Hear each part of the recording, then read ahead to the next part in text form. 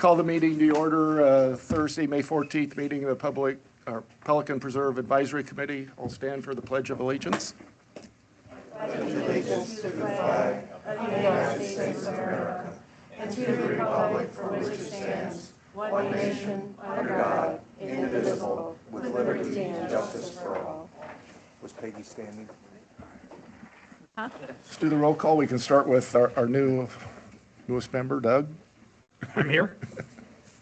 John Barry here. Ed Hedges. Shaner. Patricia Zimmerman. Marty Mantonfeld, present. Hey, Laura Leroy. Patricia, can you slide your microphone over so it points towards you a little more there? Thanks. I'd like to make a motion to have Peggy Hall participate remotely due to extraordinary circumstances. The motion, do we have a second? Second. Everybody seconded it. Yeah. We'll give credit to John. All those in favor say aye. Aye. Opposed? Peggy, you're officially part of this meeting. I muted you, Peggy. You'll have to unmute yourself. Now, public comments. I have one from Sherry Schiller regarding agenda item G. Just a reminder, when you get up here, please state your name for the record, and then I'm going to move this. And then I'll give you 3 minutes after you do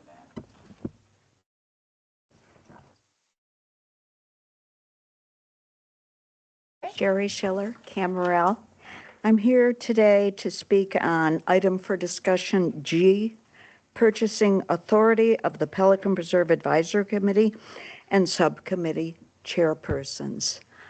I feel when it comes to money in a neighborhood that people are neighbors and subjected to their neighbors if they don't vote for things their neighbors might want and they want to be friends with everybody, that it's a good idea that if we have the Pelican Preserve Advisory Committee, which is the body here, makes some of the monetary decisions without sending the $10,000 authority to the subcommittees, it would be fiscally a better idea both for the people that live in their neighborhood and easier for them to say, no, you can't have that, and also keep things much more in-house with this committee. That's just my personal feeling.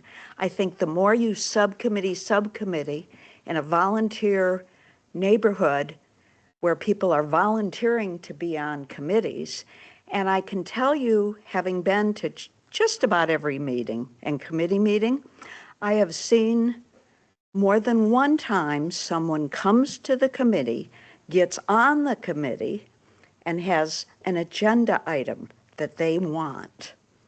And they push it through, and it costs thousands of dollars.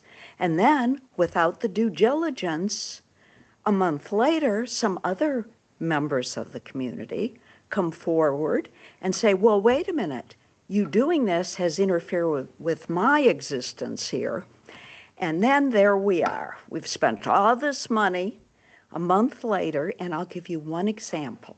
I don't know these people. Cypress Grove, the flashing, flaring lights that were shining into somebody across, and once they put those up, it caused quite a bit of upset within people in the community at a different spot. And you might not be aware of that if you don't go to all the meetings. So that's my most recent example. I don't know what that sign and those lights cost, but they were recently changed because there was so much brouhaha. So I don't live there, by the way. What? $4,000. Thank you, $4,000.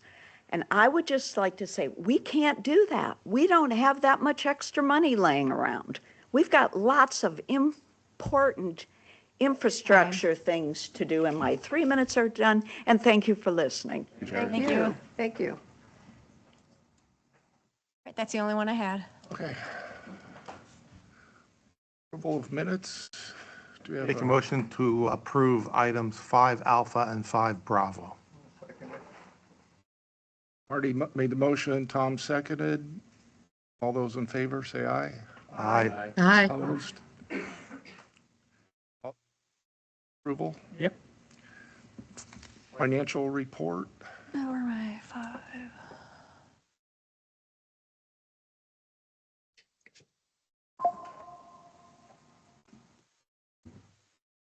Wait, actually, I'm gonna do this.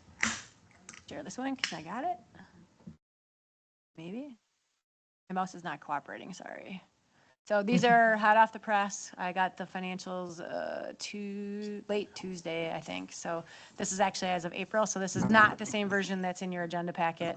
You have March, or February and March, because they didn't get done for your April meeting, because I was on PTO.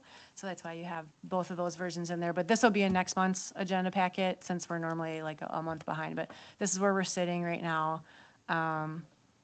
So you guys have, you're sitting very well. You're doing fine. Your cash is good. Your expenses are right on target. I have no concerns. We've been combing over these, made the budget amendment adjustments. We're done. This one where the budget amendments were done. So we'll be making some transfers of some of the reserve accounts and stuff. That kind of all happens in the background to cover what we need for the expenses coming up for this year. So Or when are the building constructions going to hit? they have been hitting. You're going to see that. I was working on that before I came in here. So that's what I'm saying. That'll show up next. That'll show up in the May financials. So I was talking to our accountant about that. We were just reviewing all the numbers. That's what I was working on literally right before I walked in the room. So that'll show shortly. Does that still appear to be on budget Yeah. for this? We're Yep, not- yep. okay. Revised budget.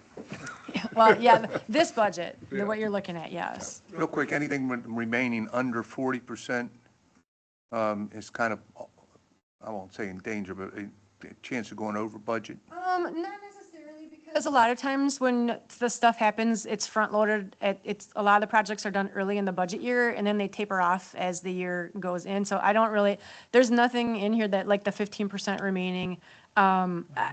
Landscape, they're doing a lot of stuff, but it may be one particular category if I go down into their budget, but I mean, there's nothing in here that I'm concerned about. It's a lot of times it's really front loaded for expenses because it's like New Year and we're like, woo, we have money and everybody spends, and then it sort of tapers off as the year goes on. And I'm looking So- at administration, will it go over?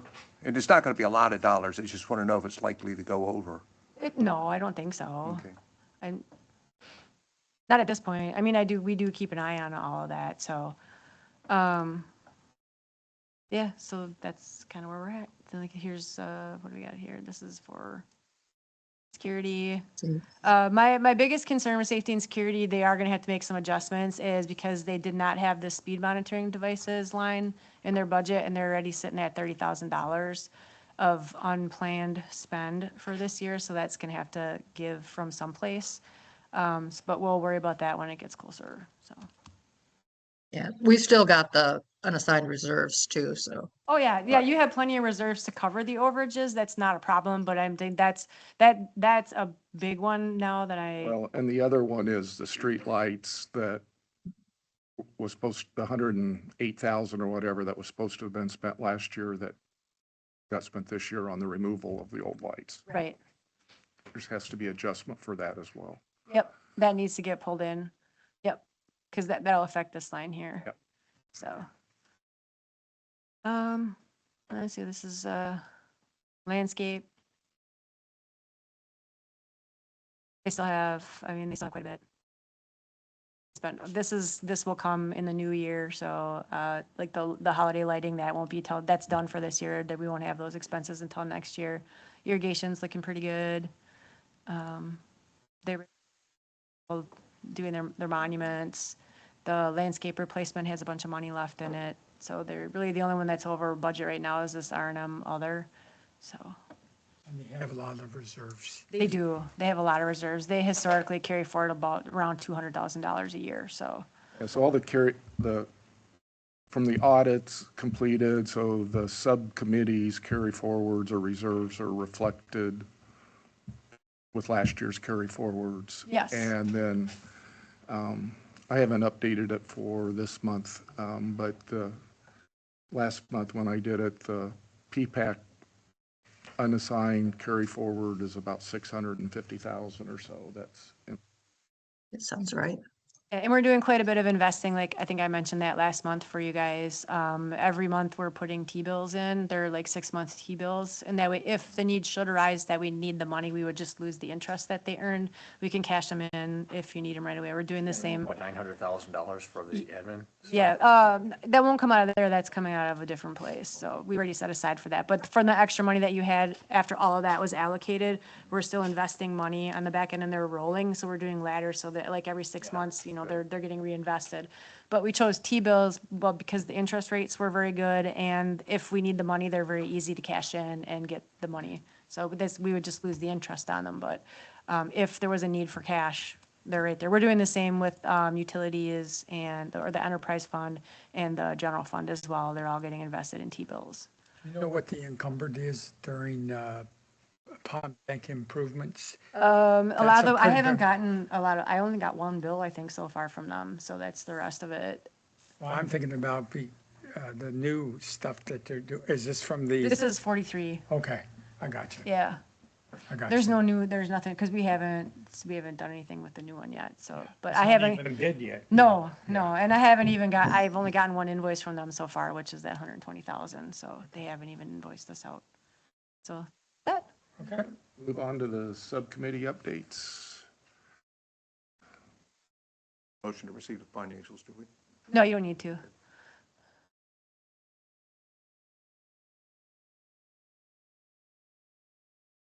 Difficult, this will be fun. Oh, that's because I'm on the wrong page. I'm like, why are my bookmarks not working? Because I was in the single one. All right, this mouse is.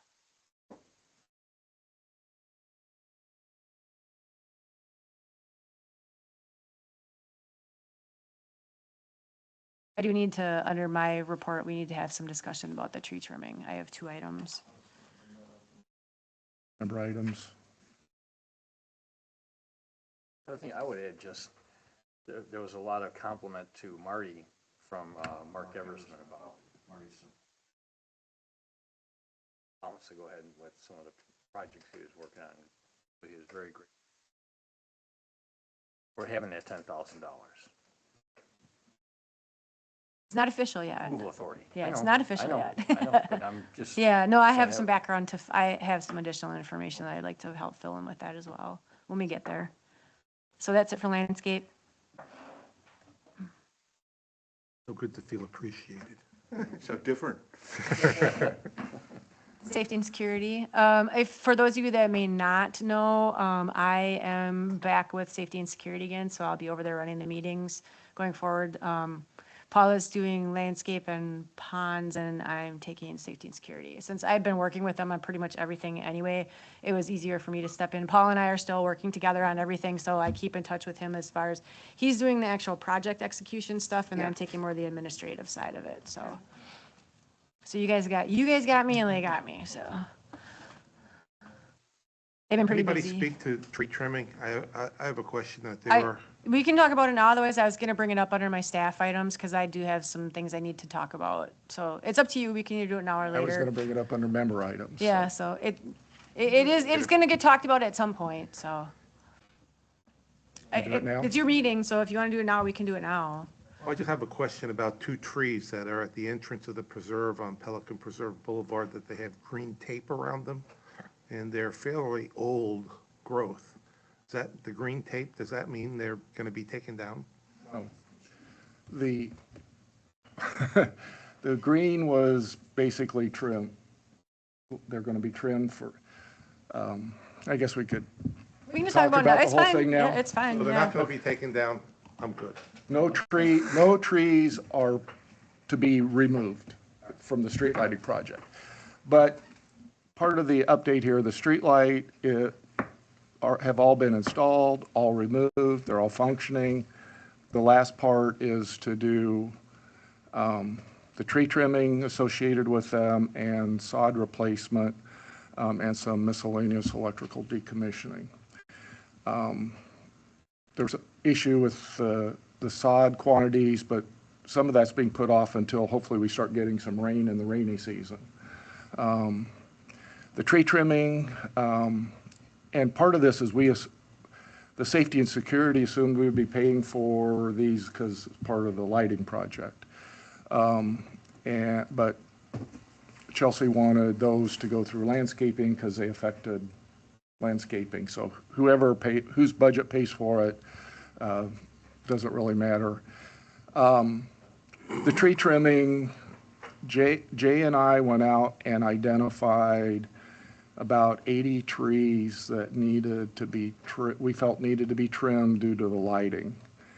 And I'd worked with FPL lighting designers and reviewing all this, and what they, the lights basically shine out, from the light, and the intensity of the light decreases as you go out. And when they do their design, they have a point of about 50% illumination.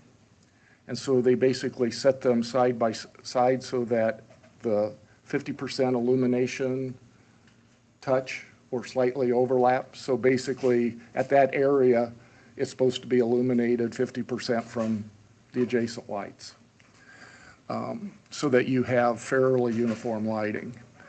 And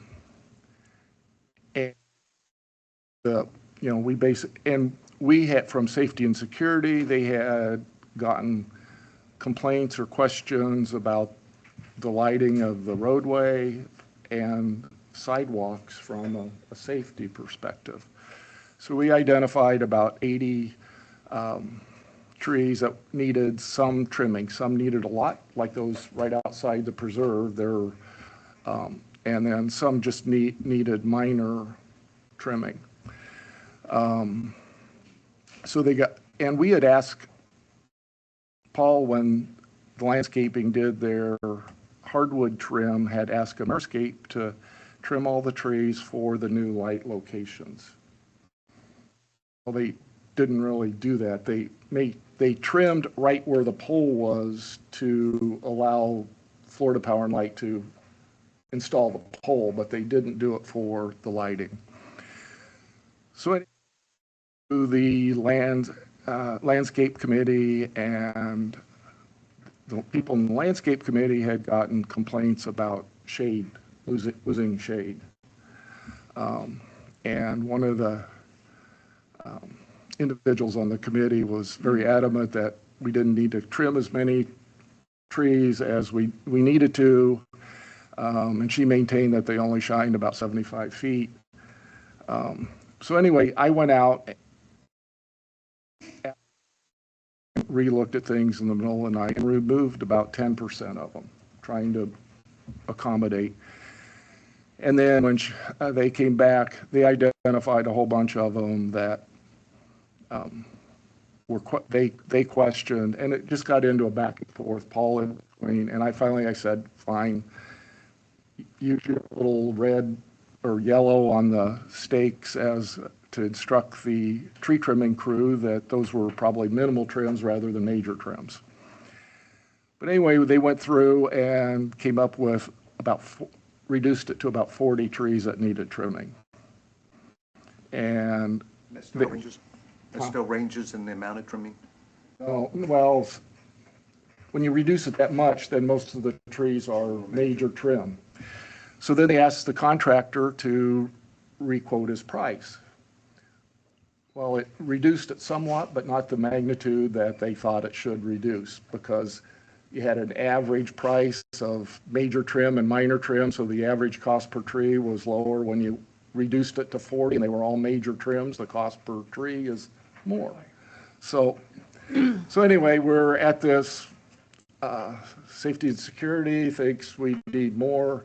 I actually went out the other night at about 11 o'clock at night when it was totally dark, and measured and marked where I could still see a shadow from the light, and then went out with a wheel and measured it the next day, and you still get a shadow at 100 feet.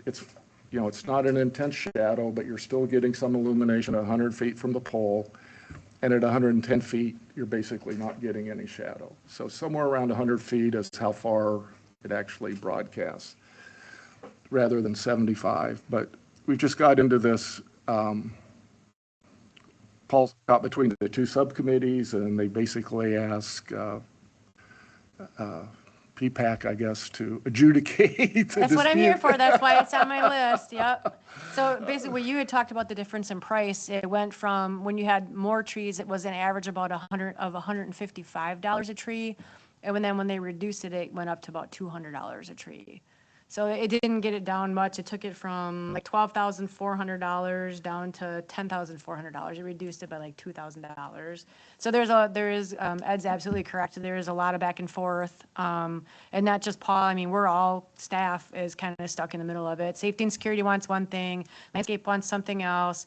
You guys were out there looking at them and have a different recommendation. So I guess from a staff perspective, and because you're PPAC, we're looking to you for guidance. I mean, this is kind of like this is your, you have more of expertise in this area. So, and since you were out there originally anyway, I guess we're looking to you to basically just make the decision, because ultimately it rolls up to PPAC to decide if they can't make a decision, but ultimately it's PPAC's responsibility over the budget. So at this point, because of all the back and forth and nobody can seem to agree on anything, it's been requested that you, PPAC, make a decision, and that's what I we'll would move forward recommend that with. we are done with the tree trimming and move on. None? Well, we have, None. but we do have to, We do have to trim. make a vote. We have to make a vote, right? Well, when we look at all of the committees, we've got safety and security that's going to take precedence over landscape, in my opinion. Correct. Well, I mean, all the comments that safety and security had received, either in person or via emails and that, were really around the lighting, inconsistent dark spots in the pavements and the sidewalks. The whole issue with shade, this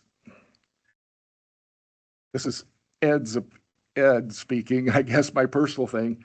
Most of Pelican runs north-south. So if you trim the trimming of the trees for the road isn't going to affect the shade in the mornings or the afternoon. I mean, if you trim on the east side in the morning, that'll still provide shade to the east side sidewalk, but trimming those trees won't affect the shade on the west side, and just the reverse in the middle of the day. The only thing the trimming affects is the shade during the midday when the sun's up high in the sky. And not that many people, majority of the people that are out walking do their walking in the mornings and the evenings. So to me, the shading was less of an issue than I the think nighttime security. We and the were kind of lighting. like that, exactly that. I mean, the point of putting in new lights was to give you guys better light coverage and more of a safety thing. So we have safety and security, like Peggy said, approaching it from like a safety and visibility standpoint, and then landscape was approaching it more from an aesthetic standpoint. So Why is it that I go to these subcommittee meetings and I don't see any residents at the meetings complaining about the shading or the trees? The only people that are complaining about the tree trimming and the shading and this or that about the lighting are people on the committees, no residents. Well, they are residents, but They aren't at the meeting, but we've got. they aren't at the meetings. But we've got emails and other communications from them, so. And so, Ed, correct, I'm going to use the word complaints, the comments that are coming in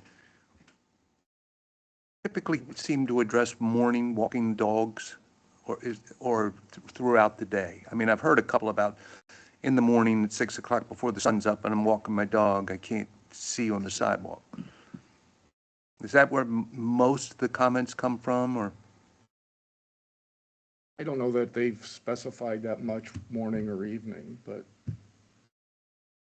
I've heard some from the evening when they're out.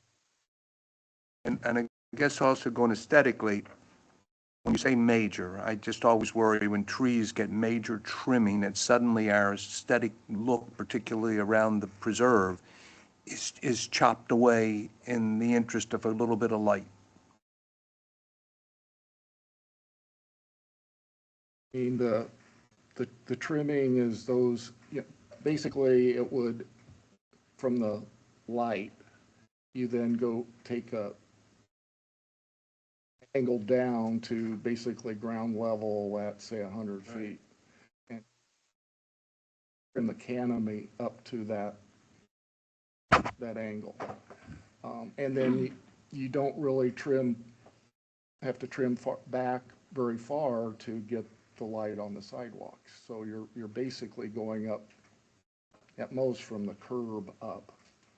Not We back were to the successful trees, here so. too. I mean, because we have our canopy on Gateway Boulevard, and we were able to do all of our trimming without affecting that canopy, and we still have all those lights, and we still get light through. So even with major pruning and trimming. I mean, a lot of these, it was one branch. I mean, but there's a stretch there in the preserve, and there's a stretch south of the bridge where there's a lot, but most of them, it's like one branch that has to come off. I think what's happening is that every tree is of a different size and of a different canopy. And to have somebody go out there and not carefully say, just take that branch off, I would worry that they would take some major steps and it would maybe ruin the aesthetic. So if somebody would be able to go out with them and really monitor what they're removing, I think the landscape committee would be amenable to that. We require there to be an arborist on site anytime any tree trimming is done, and an arborist would not let that, that's their job, is to make sure the trees stay healthy and from the trimming and everything. Yeah, so that's a requirement for our contracts, that an arborist be on site anytime they're doing any type of trimming on the trees. Have these committees held a joint workshop to discuss this issue?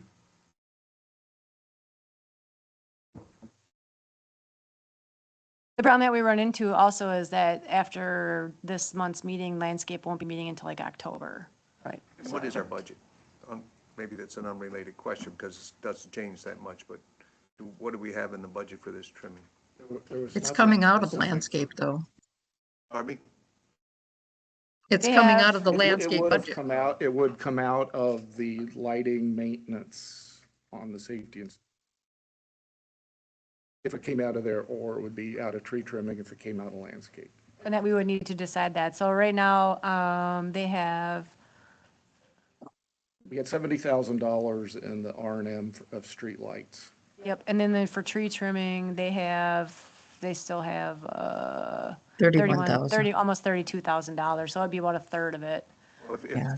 I would only say if safety and security is pushing this, it shouldn't come out of landscaping's committee.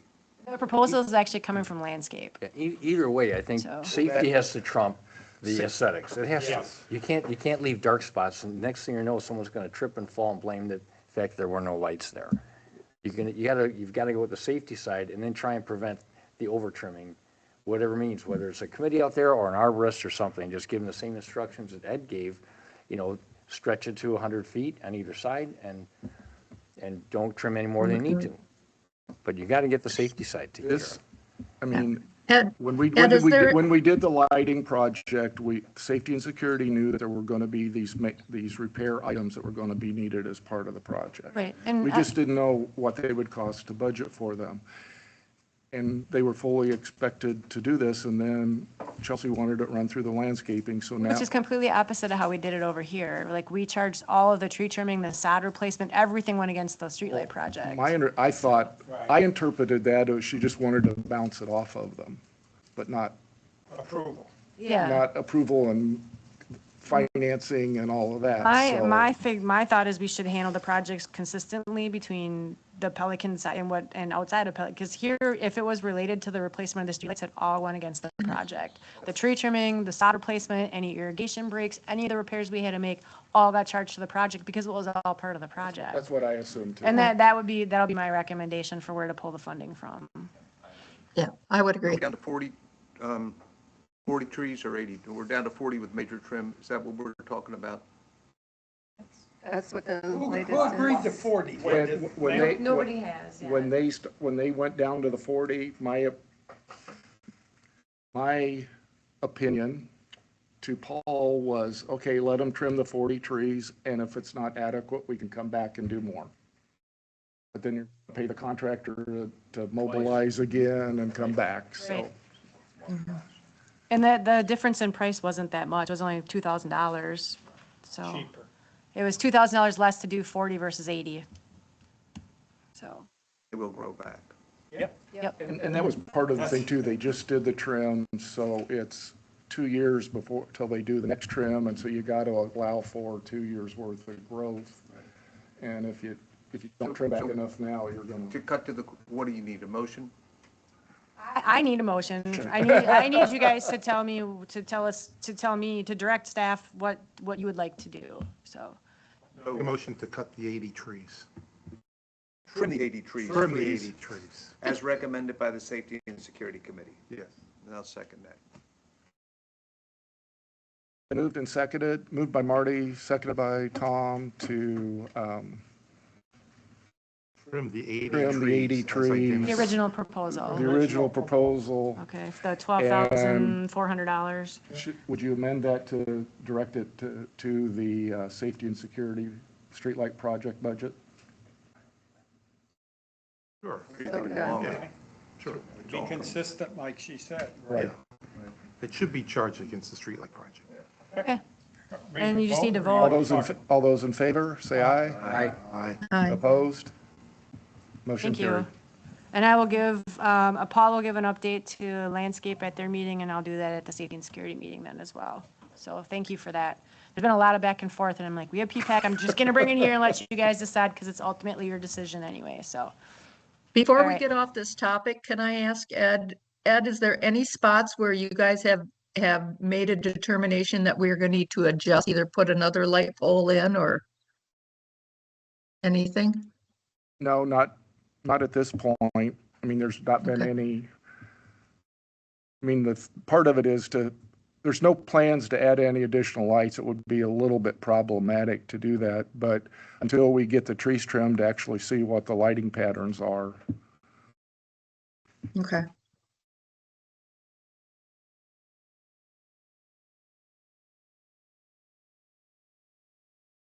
All right. Oh, Okay. so that was landscape, safety and security. Safety and security. That was safety and security's here. And just for, the bids are out for the Pelican Preserve mill and resurface. Yep. That project will have three components, basically. One, the mill and resurfacing from tree line to the four-way stop. The second will be to formally implement the bike lane on the boulevards.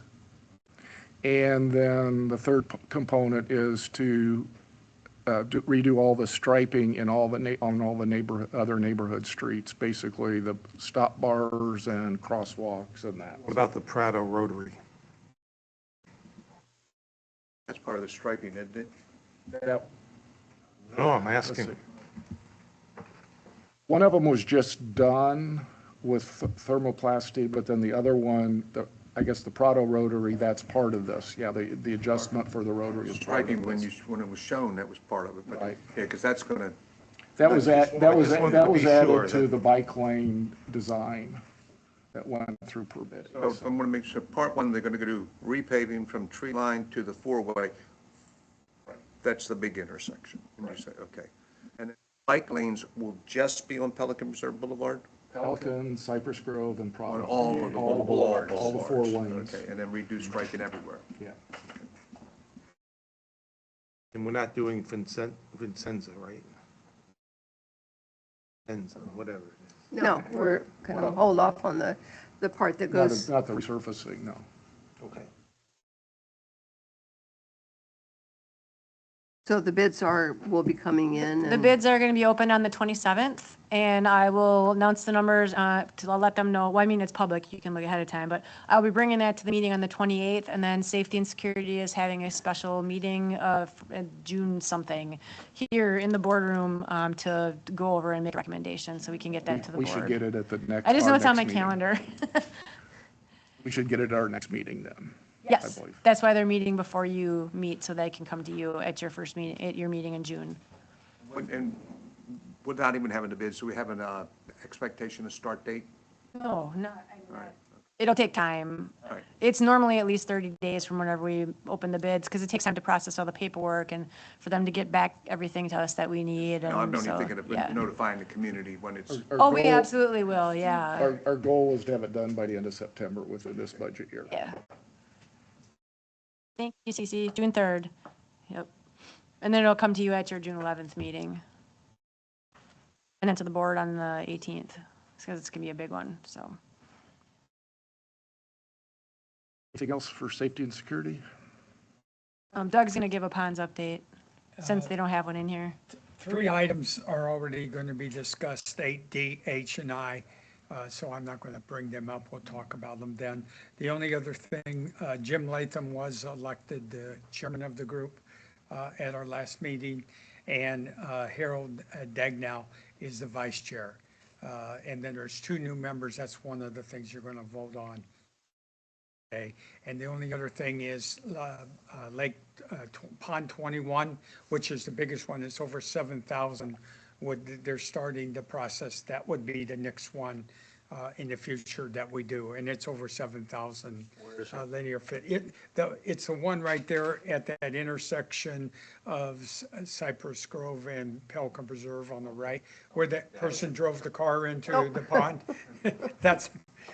That is the. But they That's said the they lo- failed to negotiate the curve that's not there, yeah, Yeah, that's the large one. yeah. holds cars. Yeah, it's the whole car. They can float. That's it, along with the 3 things we're going to When talk did that about later. happen? I missed that. When did that happen? Oh, that was shortly after I started here. Oh, It was okay. probably back like 2020, Okay. maybe early 21. The dog died. Yeah. The guy had open bottles of booze in his car, and it was a whole thing. The person that died. Okay. No. is the project to do Pond 21, is that an absolute must-do this next budget year? It's in the budget right now, in the budget that Jim presented. It's in the budget there. It's a next one that we would do from a standpoint of needed. It's a big one, and there's a fair amount of it that has significant drop-offs, significant erosion.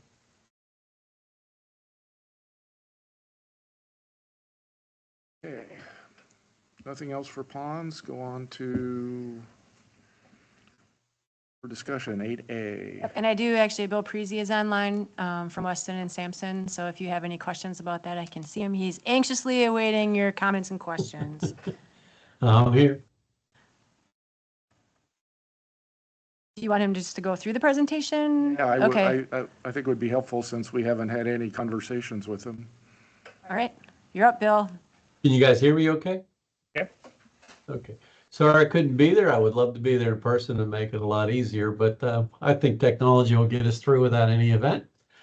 I believe you guys saw the design program, and that was really to kind of get a feel for general direction of whatnot. So the schematics is more into that's putting shape and form into some ideas, and at least this gives us a location of pretty much the context of the area we're talking about. It's more, I'd say, tree line forward of the guardhouse and pretty much the area right around the main signs.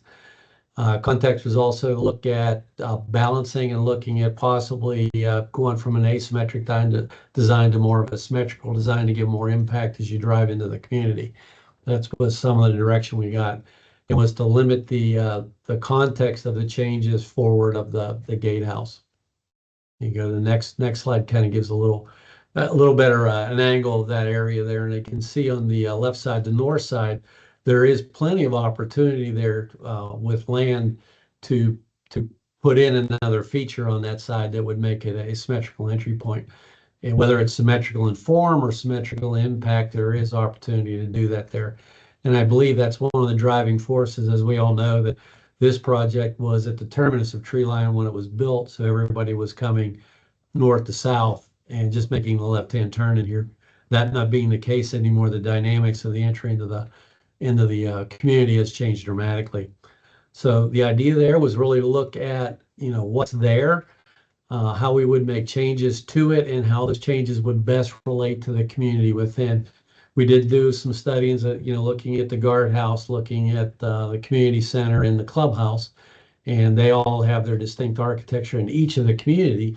The community signs there's some joint signs, and each of the community entry signs, there's basically 3 different forms. They're relatively, you could call them Mediterranean Tuscan in nature, but they're not heavily definitive in that regard. More so in just in the curves and in their form, they generally evoke that style, but I don't think they're locked into it. So that was kind of our thinking going into some of the design ideas. And we can kind of jump through the next slide, getting into, we did 2 primary concepts here. We did many more, but I think we limited down to these 2 to get some general feedback on which direction you guys like. So concept 1, if you want to slide down to the next. The idea here was trying to utilize as much of the existing structure as we can and to somewhat reskin and reuse some of those structural elements from a standpoint of not recreating the wheel and trying to use some of that existing structure. There's pros and cons to that. Sometimes it's a lot more cost effective to just go in, clean out new and start over again.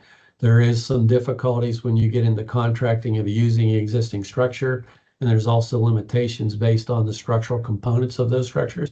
I hope you guys know what I mean by that. But this idea was trying to utilize those existing facilities the best we could.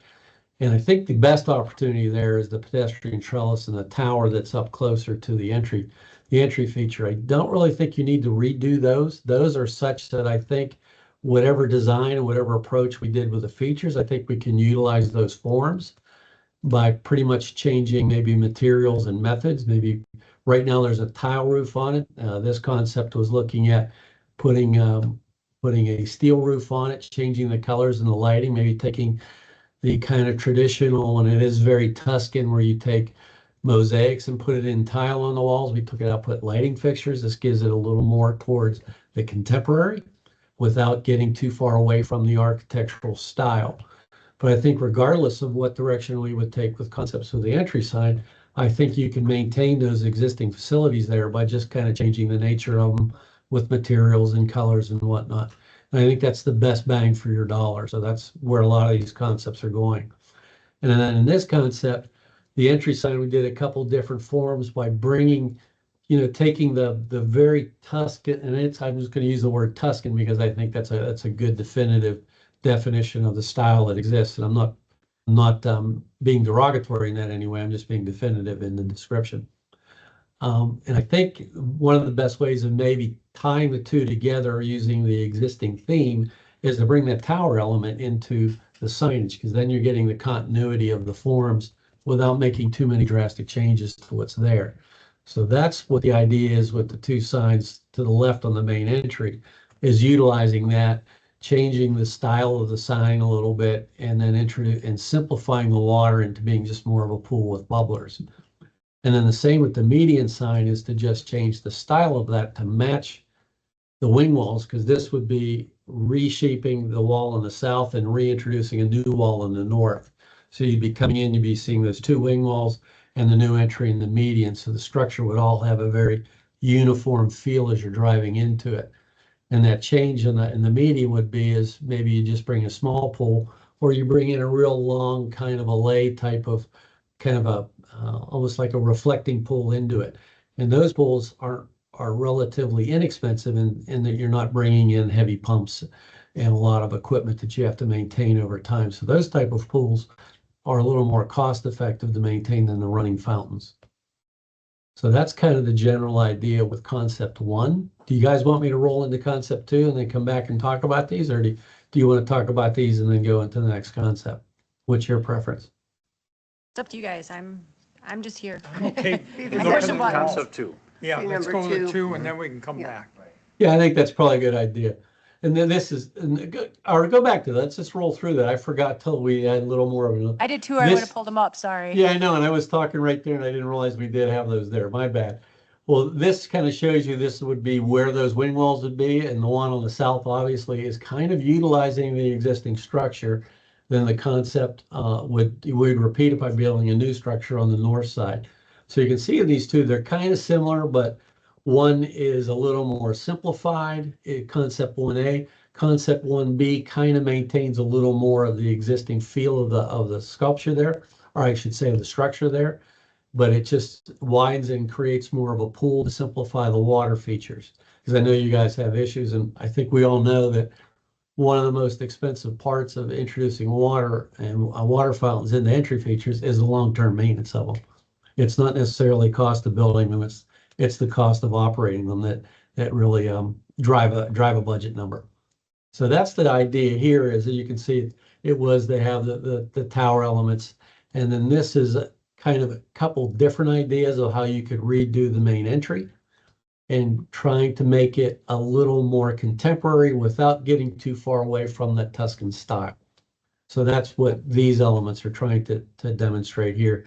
And again, it's a differentiation of how you could use water there, because currently there's no water in the median. But I think one way you could do it is maybe in this concept, you only have water in the median and you don't do it on the wing walls, or you do it on the wing walls and not in the median, or you do it in all three. There's a lot of flexibility and in the direction we could go in design here. And as you know, those all have budget numbers tied to them as well. So that's the ideas here, kind of with the concept and where that feature is located. I got a really mundane question, but Sure, there's no such thing. The median signs you have, it's just 3 examples, but a different bird than the pelican. Would you be consistent with the pelican? And again, the entry signs? No, that's actually a very sage question. And that's something that's really part of the next step in this, is really how do you want your signage and your logo to be? Is it in this context, or do we do something differently creative? But the idea would be to maintain consistency with logo in the signage here and as you move forward. But that's actually a really good question that leads into another question of mine, is really what do you guys want to do with the way Pelican Preserve is illustrated at your front door? Do we use this type of logo that you're using in your I promise promotion? it won't be that. It No, we won't be use the that. gateway. No, That's- it's your neighborhood, it'll be Pelican, so yeah. We'll use our Pelican. And without knowing, Yeah, I would think it'd be Pelican the same. Preserve. yeah, logo. your concepts have lights on these median signs and on the front. Do we presently have these lights? Just, No. they look like lights anyhow on the. Yeah, that is the idea here, is to evoke a lighting fixture in there, because in my mind, it's kind of that's like the current thing that is very in vogue, I should say, with entry features, is bringing in certain light elements that become part of the design language that you're illustrating when you create signage, is really having cool lighting features. And a lot of times you can just do that with hidden lights coming up from the ground or backlighting. But personally, I like to introduce lighting fixtures that you can carry in through. That's a design preference of mine, and it's one I'm illustrating here. Doesn't have to stay. It can go. It can be modified. It's just the idea here. And I will say that I've looked at a lot of electrical and stuff there, and it's all in really bad shape. And so if we start doing anything here, a lot of that will basically have to be totally redone anyway. And a lot of the landscape lighting and other things has just kind of been jerry-rigged to keep it going for a long time. So redoing the electrical would end up, I'm sure, being part of all of this, so. I think that's probably a fair estimate, yes. And one of the at least benefit of landscape lighting today is that we have the beauty of low volt lighting that is very readily done today and can be very cost effective approach. And you're going to redo all that anyway. But low volt lighting is pretty cost effective to put in, and you're not relying on an electrician to do it. But when you get into powering your water features or the lighting on your fixtures, you're definitely going to need conventional electrical wiring to feed those.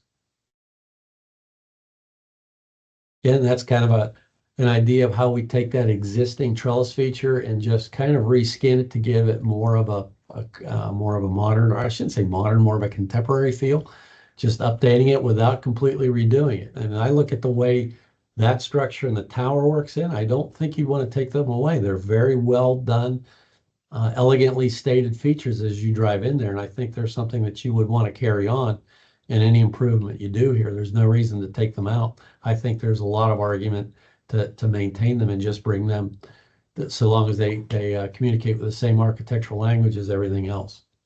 You know, that's the same thing. And that's the same thing with the tower. It's just changing It's got no the base. materials to be a little different. This is bringing, the idea here is to bring in a little bit of a color change, bringing in coquina, which is more of a native and a natural rock, versus stucco, which is more Tuscan, and then going with a metal roof versus a tile roof, just to give you that more contemporary feel and to give you a little more longevity that metal will give you over tile. So that's the ideas here. Remember, everybody complained about when we painted the Pelican. We made sure that we expressed that the Pelican needed to stay prominent in your stuff. I think it should. I mean, I think it should. It's kind of a cool thing. I mean, You that's your carry that- logo, that's your identity, Yeah. so, yeah. I think it's a good one, and it's a good one. The concept too, this is kind of breaking into, a different train of thinking. It's getting into something that is more contemporary, but without, I was trying to come up with something that carried the trellis ideas that you have even in the entry feature and throughout the community, especially in the community center. And then, coming up with a different form that wouldn't break too far away from the entry signs that you have inside the community, but it gives kind of a new feel for when you drive into the project. And the idea on the water feature here is that the water falls down behind the lettering and it could cascade down into a pool. So it's just a fall of water. And the main idea of that is that one of the ways, especially when I see entry features in my perspective, is they have to look good whether the water's running or not. Because I call it, what's it look like with a dead water fountain? So if the water fountain isn't running, you don't want your entry feature to look like it's a dead water fountain. So the idea of these is that if the water fountain isn't running, it still looks like a presentable sign. And that was the idea here. The only difference is on the median sign, if you're going to have that cascading into a reflection pool, then we might have to rethink that interface where how it might look if it's just a reflecting pool going to the sign. But right there, you can see if that water wasn't falling into the reflecting pool, it might look like a dead water fountain. So there might need to be some refinement if we introduce a falling water feature into your signage. I hope I made that clear of how the water is intended to interface with this sign design. It's hard to tell how large that reflective pool is. It would be about a quarter of the width of the existing median. The median's about, what I'd say, about 25 feet wide. So it would be at least 10 feet wide. It'd be wide enough that you would get a feel for it going up. Like an infinity pool. Do you have an idea for the price difference between the main entry sign in concept one and the, I would like to answer that Concept question two. as we move past, into those, before I really get bogged down into price estimates at this stage. And I respect that question, but I would just like to defer that to a little later. all right, And then this is just, these gives you a better idea of how the sketch concept, just went from idea into a little more of a formal presentation. And that's, in the angular trellising could be, that could be tempered down to be a little more conventional, but was an idea to give it a little more of a contemporary feel with angles versus your straight kind of horizontal lines that you get with Tuscan architecture. And I'm going to date myself, but I immediately thought George Jetson. Don't be I didn't alone, think it Peggy, would I be that kind of did the crazy. same thing, yeah. Didn't want it, and I think when you take it into the next design step, we would definitely want to take it away from looking too spatial. But the idea is to give it a little more of a break from just, lines and curves. It was the idea of getting into some angles and some things that are a little more contemporary in feel without being too crazy. But this again gives you an idea. The idea is just falling water down, so you give it, you get the sound of it and the feel of it, and especially at night you get the shimmer of it with the light on it. And you can still get that even with the reflecting pool, even if it's just a little bit of water in the basin. If you have lights coming up through it, you get that shimmer on the wall, even if you don't have water on the wall. So there are creative ways that you can use water without the cost of pumping water all the time. Where is the light in these concepts? I don't see any. Talk about light on Well, the- that median sign, in this concept, there's no actual emanating lighting. That was on the other concept. Okay, This concept would be more probably LED lighting, line LED lighting, uplighting. It would be a different approach to lighting. It'd be hidden lighting. Because with LED lighting now, you can do line lighting with LEDs that are, you don't even see it and it just casts light. It's pretty cool what you can do with modern lighting today. So that's primary. Then the idea here is that the same concept that I was demonstrating with the trellis colonnade and the tower going in. I think you treat them pretty much the same, because the idea is that this design wouldn't break too far away from the existing architectural style. It does, but I was hoping not too much, not enough that it would look completely out of place. So with that, I think it's open the floor to questions, comments, and shotgun blasts if they're appropriate.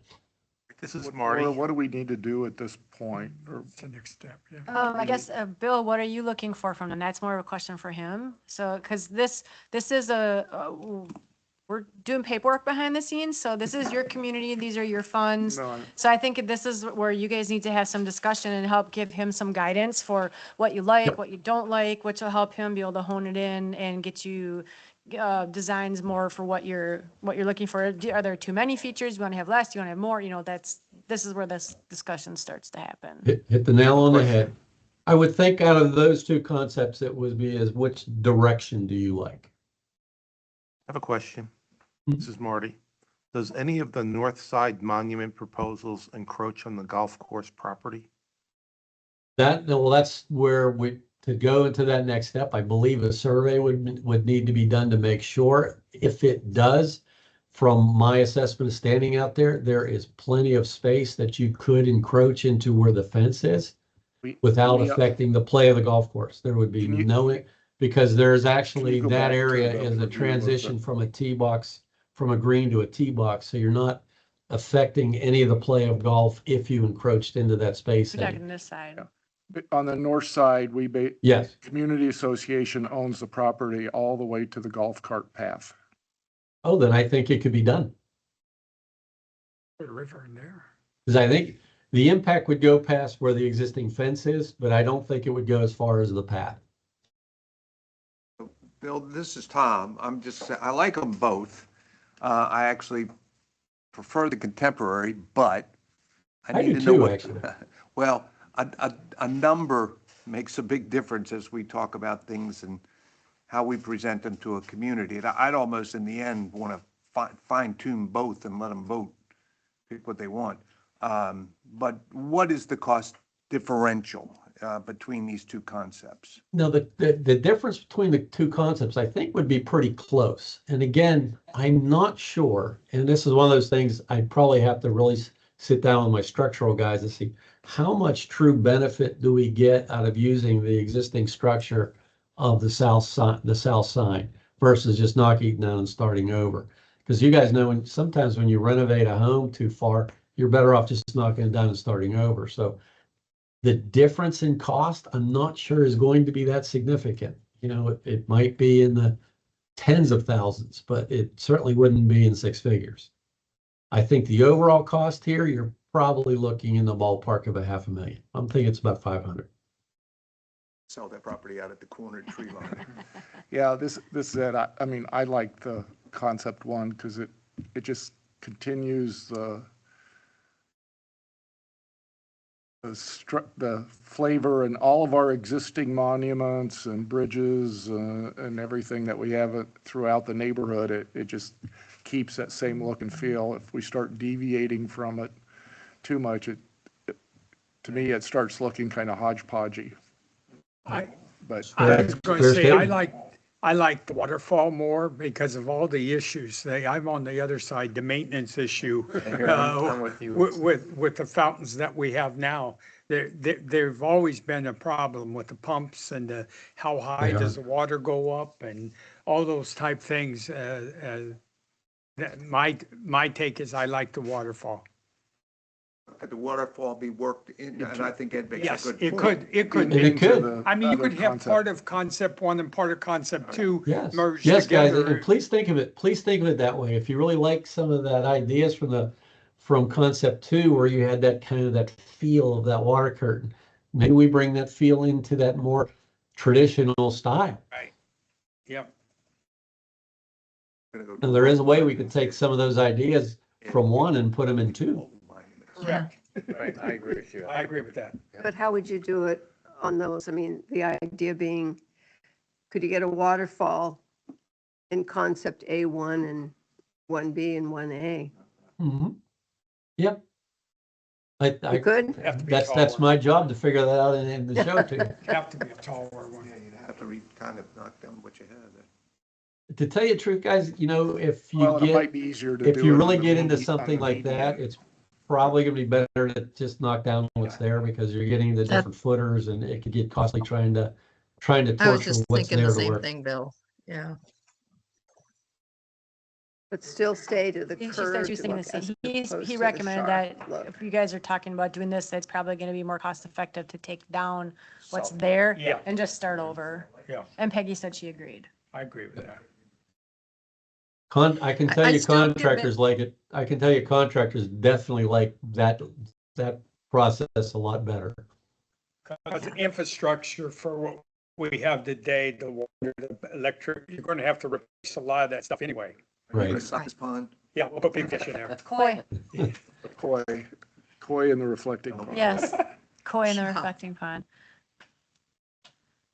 Well, Pelicans. if you guys feel like you need the caucus on it a little more, maybe contemplate it before you give a definitive direction, you know, I'm in no rush. I'm at your I guess service when, This is Ed, is it Bill? Is it Bill? yes. I know one of the problems, and Doug brought it up, was issues that we've had with our pumps and the fountains. Is that, one of my questions would be, is that because we've got some legacy stuff and some things that may be causing problems? I mean, if you went all new, are fountains and that much of an issue like we may experience with our existing Well, ones? Ed, on the side that we have with the fountains on the right when you come in, those have all new pumps and all the equipment behind the thing is all new. But if the piping wasn't sized right to start with and right. other things, Right.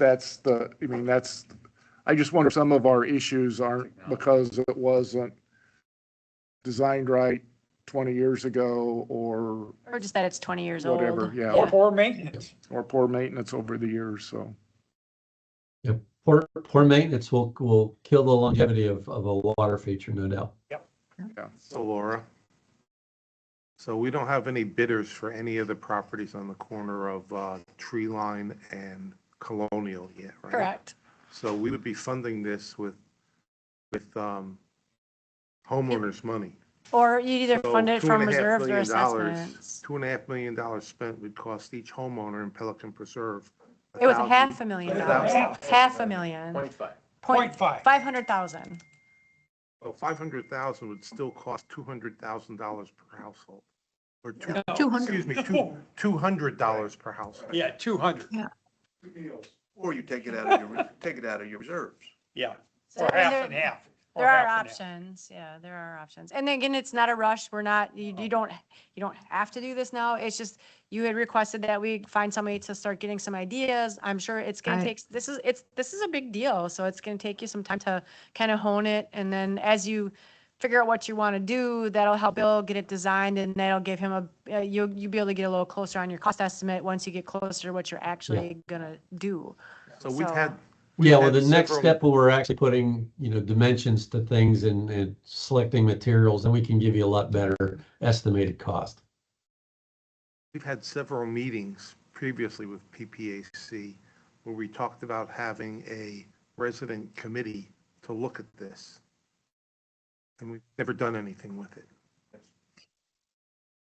Well, I believe that this is one of those things that it's going to need a broad approach. We've got to make sure that we've got the acceptance of our community, that this is where they would want to spend money, regardless of whether it's from reserves or, if we sell the corner parcels, well, it gives us a little bit of gravy, so that's good.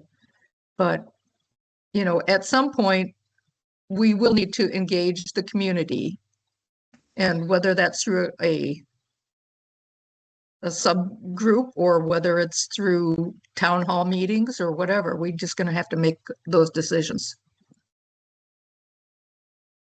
Well, to have two groups that could address this if they work together, and that's both ponds. I don't know, maybe I'm wrong when I say ponds, but landscape definitely could be approached, and they could bring in design experts to give them advice, rather than creating a brand new committee that's going to redesign this, because that's suddenly Bill would go crazy.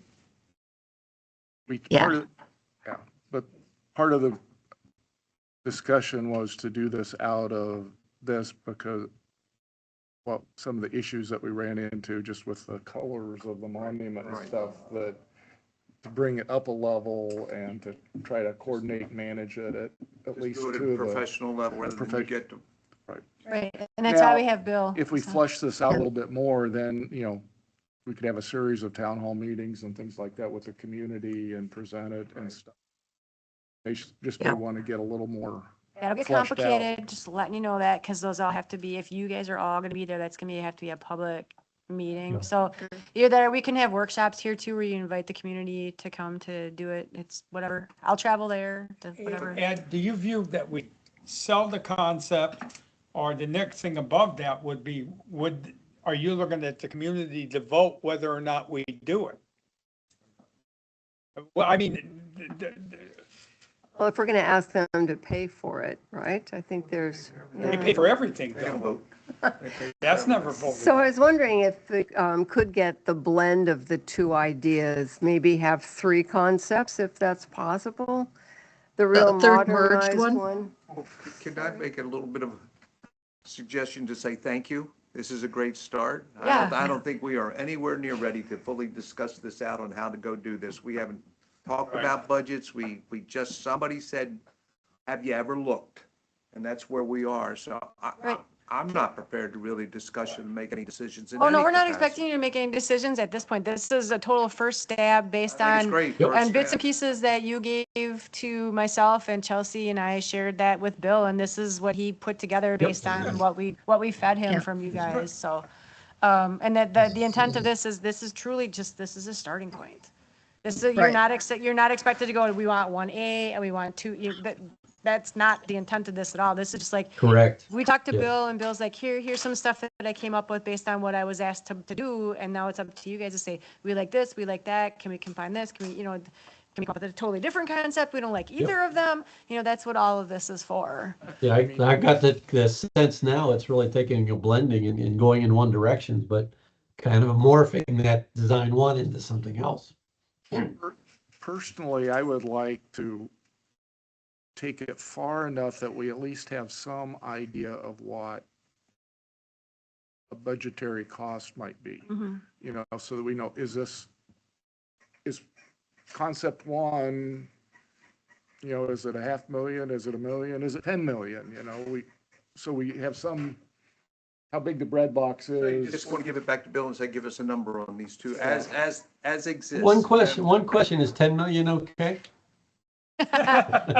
They'd be different designs, I know that. Peggy is shaking her head no, you all can't see that, but I can, so. She's like, No. no. I like the waterfall concepts. I don't like any of the designs with the trellis, because all that does is the wood rots. No, the idea here would be to use aluminum, not Aluminum? wood, not even a composite. My idea here would be to use aluminum. Because if you use wood in Florida, you're going to get a short lifespan out of it. Yeah. Okay, so what is your direction then for Bill for what you would like him to work on next? Because you got some options, even in concept one, there's A and B. Are you looking for him to come back with pricing for each of the concepts as presented?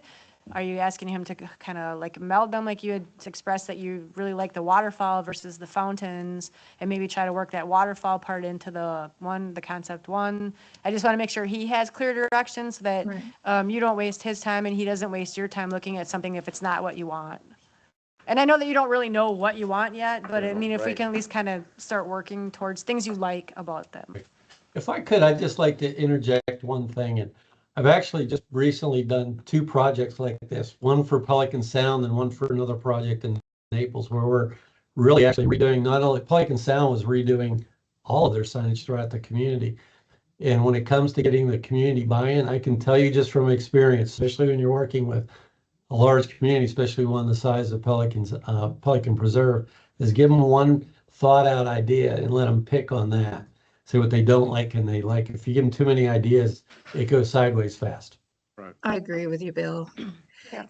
Can we ask for a melded concept using the Mhm. waterfalls and pricing with materials, with a complete revamp, not using existing materials, Absolutely. and see where we would come up with that? Does that sound more like what everybody was hoping for? Peggy, that's kind of what I inferred. So what you're asking, I think, is what I heard. Okay. And that's what I heard too. Everybody in concurrence with that? I vote yes. We go ahead with the melded. You good then, Bill? So I am. Not only good, I'm happy. I'm pleased. I'm energized. Concept 2 with the medium design and the waterfalls would certainly make us look more like Marina Bay. Don't necessarily want to do.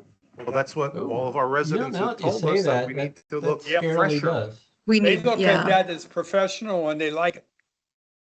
It right. needs a facelift at the front. We want to look like Marina Bay. Concept 2, I think I like concept 2. The only concern, I I do think too. Ed makes a good point. That it's I didn't even think inconsistent of it with like what's that. inside the gate. Now, if you want to go ahead and put up a couple million and we do all of the monuments throughout all the neighborhoods, then you're being consistent with your whole design. I like to. I don't know how you do 2 and not to address what's inside the Well, gate. and that's where we have to trust Bill that he's going to be able to come up with something that would give us the feel of concept 2 with the Concept 1 architecture. overall concept of, One yeah. architecture, but with Well, I'll waterfalls. tell you one thing you've prompted me to do is I'm going to go by Marina Bay to make sure we're not repeating that one. No, it's a, Because as it's soon a as you lot said that, I bigger. was like, ooh, I didn't take that into consideration. Well, there's much more down on the street corner. All right. But I heard the direction is to stay more into the feel of concept 1, correct? We're only at 500,000. The feel of concept Really down 2 there. is what, I think we should move on. You guys have a lot to That's talk why I think we're about. spinning wheels on Can something. we move on? We got a long agenda. We got to get out that All door right. by 4 o'clock. Thank you, Bill. Thanks, Bill. thanks, Bill. Thanks so much, guys. All right. These next ones should go pretty quick. Oh, no. Him again? Hey, darn Tom. Have a motion to accept Tom Shaner. We have a motion to accept them. Second. Marty second. Marty? Okay, well, Doug moved, Marty seconded to accept Tom Shaner's renewal on our PPAC. Aye. All those in favor say aye. Aye. Hi. Opposed? We did solicit for others, correct? We did. Everything was did. published, yes. all had to. Yes, I got called about the advertisement about the openings on PPAC. Yeah. People asking, who's leaving? That's correct. See, We have a safety and security, 2 people are up that want to be, I don't know who the CC person is, but Yeah, She's not she's a very little active. suspicious. Yeah. She's not very Yeah. active in the community at all, so I don't know. Not very vocal, so. I'd like to make a motion. I'd like to make a motion to accept both members on the Safety and Security Subcommittee. Marty? I'll Marty second it. moved, is there a second? You I said you second. did. Yeah. All those in favor say aye. Aye. Hi. All opposed? No, motion carries unanimously.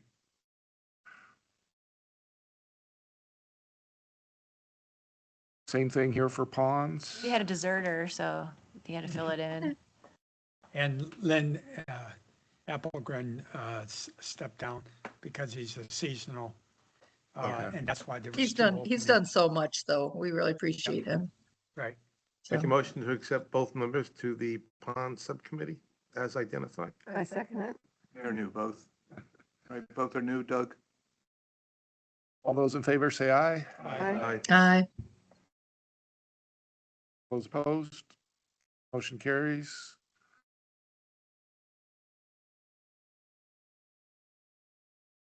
Communication review. Patricia. Any more, Ed? Comments? Okay, so this is just an overview of things that went out this last month and some people that I met with.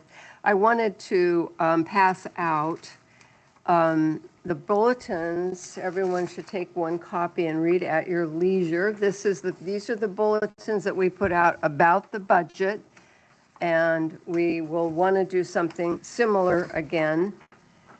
And this included a Q&A, and I will work to modify it, make it maybe a little easier to digest, but I want everybody to give me your thoughts on the type of information here, and if there's other things that you would like to feature this year. Of course, it will be a little different depending on how things turn out, but just wanted to get a head start on that.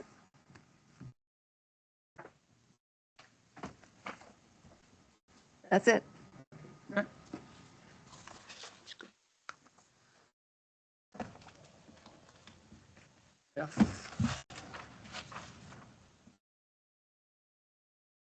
All right, so the lease agreement is actually sitting with Mr. Weiser himself right now. I checked in with Joe. He's the regional manager here for them. It's actually sitting with Mr. Weiser right now. So we're pretty close to getting this signed for them to be able to drive the vehicle. The vehicle is in the parking lot. It was delivered much sooner than we were expecting to get it. They had told us it would be like probably 4 to 6 weeks at least before we would be able to see anything. And he called 2 days later and says, I have it. And we're like, oh, okay. So it was delivered last Thursday. So we've had it for a week. I have the key, so no one, and I'm over there. So everybody knows it's your truck. It stays here. I'll drive it over when I go to safety and security so that they can see it. But other than that, it is not used by staff. You purchased it. It is Pelican's truck, and it is sitting here until we get everything sorted with Weiser and they take over and begin to drive it. So I just wanted to assure you that it is not being used by anybody here. Need a So motion this from is a us? done deal. Yes. You need a motion from us? I had a question though.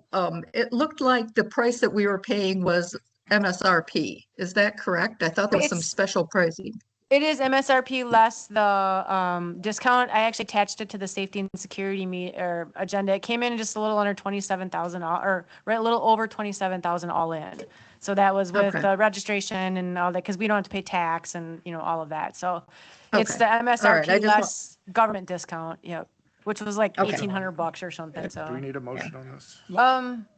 No, It's already there. it's already sitting. So once it's formalized, I'll let you know. We're just giving you, I'm sorry. Lori is I see the 268.76 per month type thing.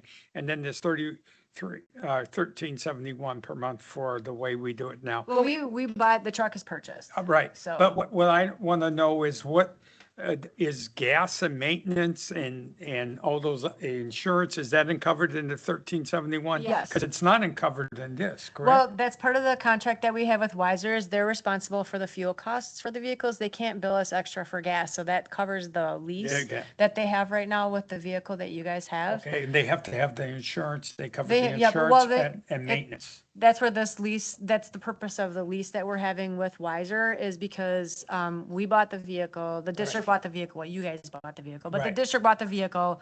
The district is insuring the vehicle, so we're actually acting like enterprise. So Okay. Weiser still has to have their own auto insurance. They all have to prove that they have valid driver's licenses. It's basically like they're renting the car from us, but they're Okay. not paying us anything for it because you guys bought it. So they're still responsible for the gas and all of that. All the But maintenance. maintenance will be on us. It's our vehicle.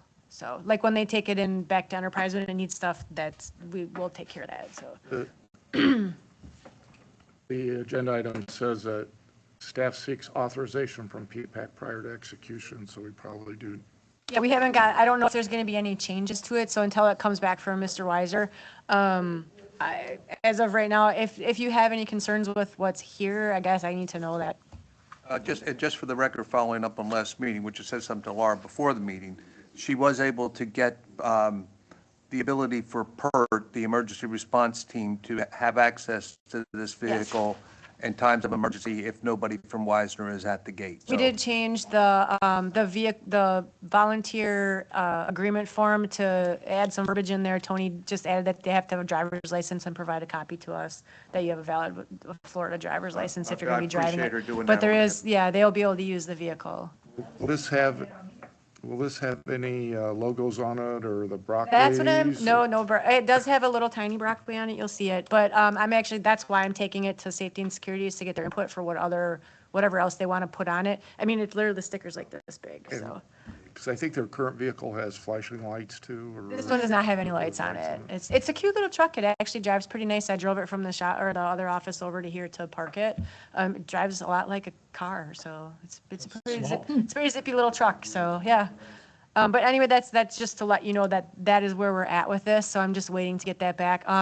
They have had, I guess, apparently a lot of issues with that vehicle not performing very well, the one that's over there now, and so their lease with Enterprise is through the end of September, but even Enterprise acknowledged the fact that the vehicle has been difficult and not very trustworthy and dependable.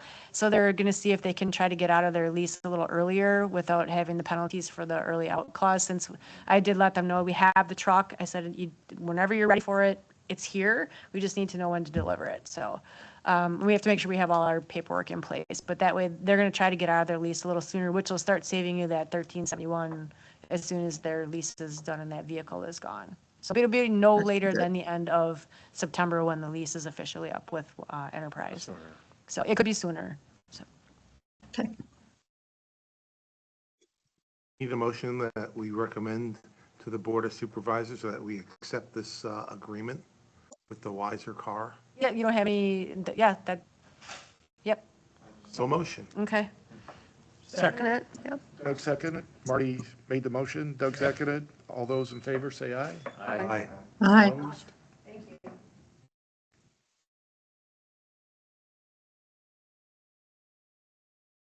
Purchasing authority. Okay, so this was a hot topic earlier. So this was brought about by, you guys had done stuff because what of I some things for recommended last Mark. It was Mark. Yeah, it came up because of landscaping. So there are some provisions in the purchasing authority for staff, like for Chelsea and myself, we're authorized to procure up to a specific threshold without having to go to the board for approval. So the intent of this is not to circumvent the subcommittees. I want to make that very clear. There are problems where, especially like with the landscape subcommittee, where they're not going to meet for 4 months, 5 months. I'm sure that you don't want your projects to pause over the summertime. This would not be something where they can run rampant and just go nuts and request and approve things that aren't in the budget. I still see all of the purchase orders. I issue every purchase order that goes out the door, comes across my desk. And if there's concerns or questions, or if there's things that would need to come before you guys for ratification, that would absolutely happen. So that the intent of this was just to be able to give them a little more flexibility should they have a delay in being in meeting between meetings because they can't get a quorum or they can't meet to make a decision or a recommendation. So How often do you see this happening in a given year? honestly, the thing with Mark that you guys did last month, that's the first time that I've seen it happen. So, but I think they've tried to work around it because they knew that they didn't have the ability to do it in the past. So if I can just explain a little bit about how it works, like for us, for staff, the board approves the budget. There's a line item for a specific purpose that has a specific dollar amount on it. As long as we don't exceed that dollar amount when we're making our purchases, we we don't have to ask the board for permission because they've already approved those funds for that purpose. So this is kind of a trickle down of that effect down to the subcommittees, because you as PPAC have your general budget. You've also approved each of the subcommittees specific line items with specific dollar amounts that they're allowed to spend up to without having to come back to you and say, hey, we want to buy this. So this would just give them, like, if something were to come up in between meetings, or if they couldn't get a quorum, if there was something that they would want to do, I will tell you, my first question back to a chair, whenever I get a large PO, and I know it wasn't discussed during a meeting, is where did this come from? Who approved it? Where are you going to fund it? And when is it going to go back to the subcommittee? Because I think there was some concern that people are just going to just start spending. That won't happen. I will personally guarantee you that that will not happen. So, because they know that they can't buy anything without a PO, and I have questions, especially for larger POs. And the reason that $8,000 one came to you guys is because I stopped it, because I said, this did not go in front of the landscape committee. Did you guys talk about this? And it was like, no, it needs to get done because Mark is going to be gone, and he wanted to oversee the project before he left. And I said, fine, take it to PPAC, because I wanted somebody to approve it. That The wasn't big me. issue here So- is, the problem is that the landscape subcommittee is not going to meet from now until November, October or November, yeah. October, November. Right. That's the big issue, because nobody's going to be here. This shouldn't be done on that. You shouldn't have a policy based on the fact that they're not going to meet for a couple months. My question, kind of going back to our public comments, would it be beneficial to put a limit on the number of times they could do this? It's completely up to you. I can reword it. I mean, I'm is it- looking at, Doug's had more experience with this than I have, and it said, Jim, that was the first time we really needed to do this. I understand why, but always got to be concerns of misuse. We have great people, but you always have to have concerns of misuse. We, in the ponds group, we've never needed that type of, You guys, you have a way of meeting and having a quorum. You always do. So, But you also spend a lot more money. but we don't want to, on one hand, you don't want to stop the ability to make something happen. That's why, I'm looking at going, you had 3 times a year, you can't exceed this being done more than 3 times in a year. At least it puts some If you put a form limit of. on it, that'd be fine. see, at times, I think that Mark, maybe what he could do is have a miscellaneous plant. You know what I mean, a 10K. He does. And use that, because that miscellaneous thing could come to us way in advance, and it's just sitting there with a PO, ready to be able to do stuff he But needs to do. You've already done that by approving that line on his budget. Right. So. So what you've- is it? It's got to be a line item on the budget. This It isn't was, a the budget. reason that it came to you guys is because it was something that came up in between the 2 meetings, and it needed to get executed before their next meeting at the end of May, so that the project could be completed before the end of May, so it couldn't wait until they had their next meeting, and that was why. That was why it came to you guys, because it was not something that the subcommittee had talked about.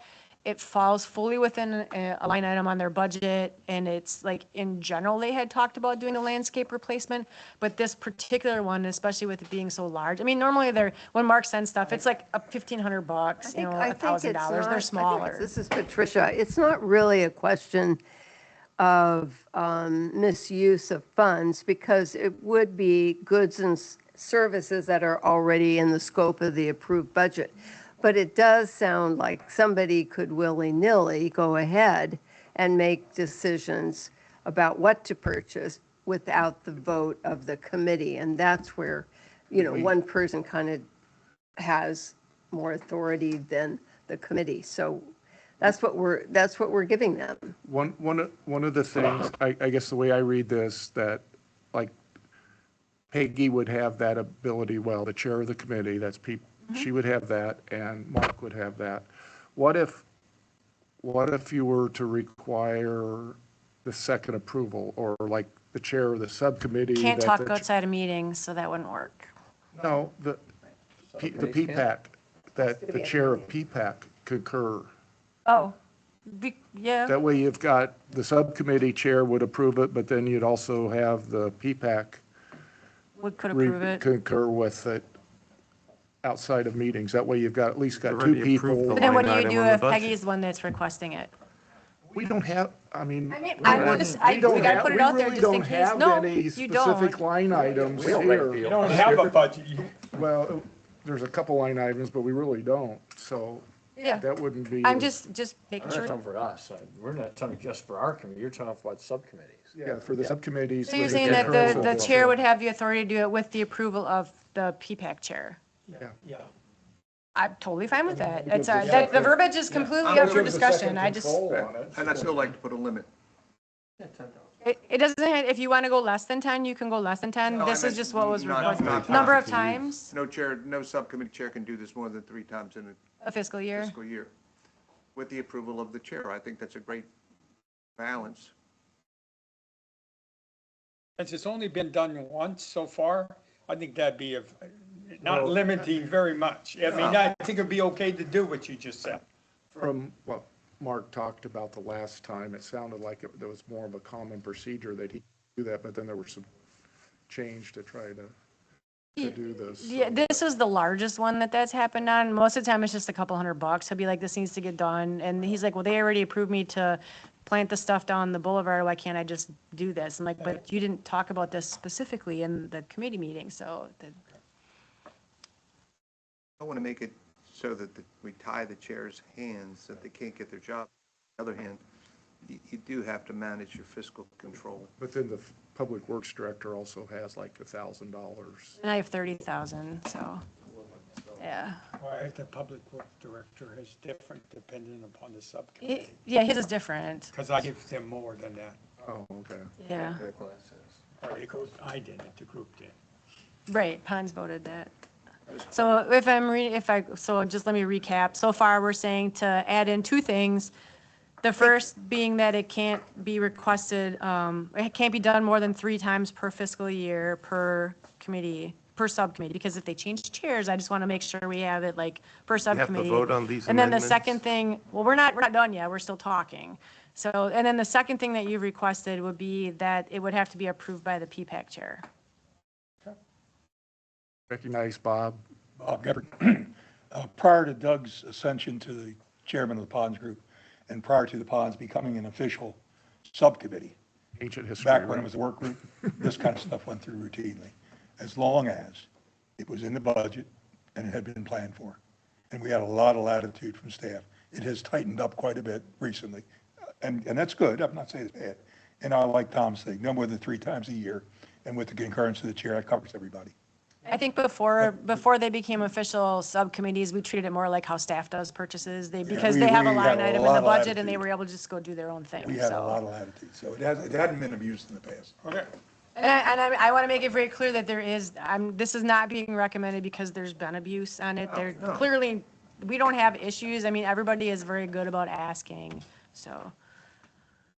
I very rarely had to say no or who approved this, so. Marty, did you want to talk on the amendments or the motion as a whole now? I think the motion as presented by staff here is adequate for the controls to allow the chairmen of the subcommittees to do their jobs. And we're just handcuffing them to get another authority to jump through another hoop that I don't think is really necessary.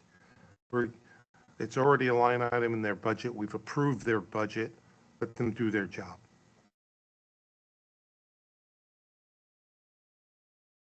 I don't, if Mark was here, I don't think he would think having to have the PPAC chair to approve it. Just not in a meeting, but just be able to approve it would handcuff them. That's my thought. And I don't think he'd have a problem with your three times. Because it'd give him more than he has today. What if it's just $400? So you have to go through the same process? That would be something that, Somewhere? I think the intent of this is for things that were not discussed during subcommittees, that the subcommittee hasn't had a chance to discuss and formally give them approval to do. then they could- So yes, it would be, it's up to $10,000. There's no minimum. So this would be for things that come up outside of a meeting that they're trying to get done before it can go to the subcommittee to be For the most part, that's rare. voted on. For the most part, it's very rare. It is. I think it happens most on landscape. We're talking about an email, right? That's what we're talking about.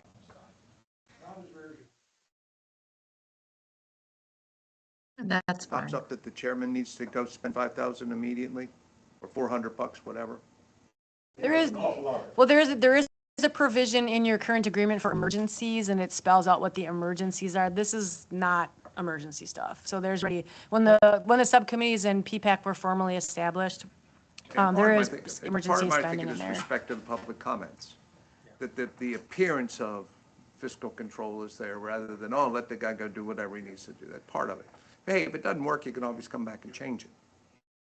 This is Patricia. I think asking the chair of PPAC to have a conversation and just assure that this is something that can't go before the subcommittee. Typically, it needs to be done in an immediate fashion is a good idea, and I don't think anybody would complain about that. And that is our fiscal oversight. How about the 3 years? So there's, if I can. And 3 times a year, sure. There's two amendments that I think maybe we'd vote on separately. I prefer if you do the verbiage all as one, so it's just one. So,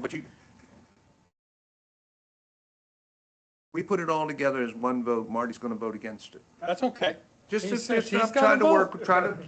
but I'd rather him see that the Yes, amendments pass. He'll still vote against it. What the hell? It don't matter. We don't have to be unanimous. It just needs to be majority. All right. I want Marty to have his record intact. Does someone want to make a motion? You come up with the 3.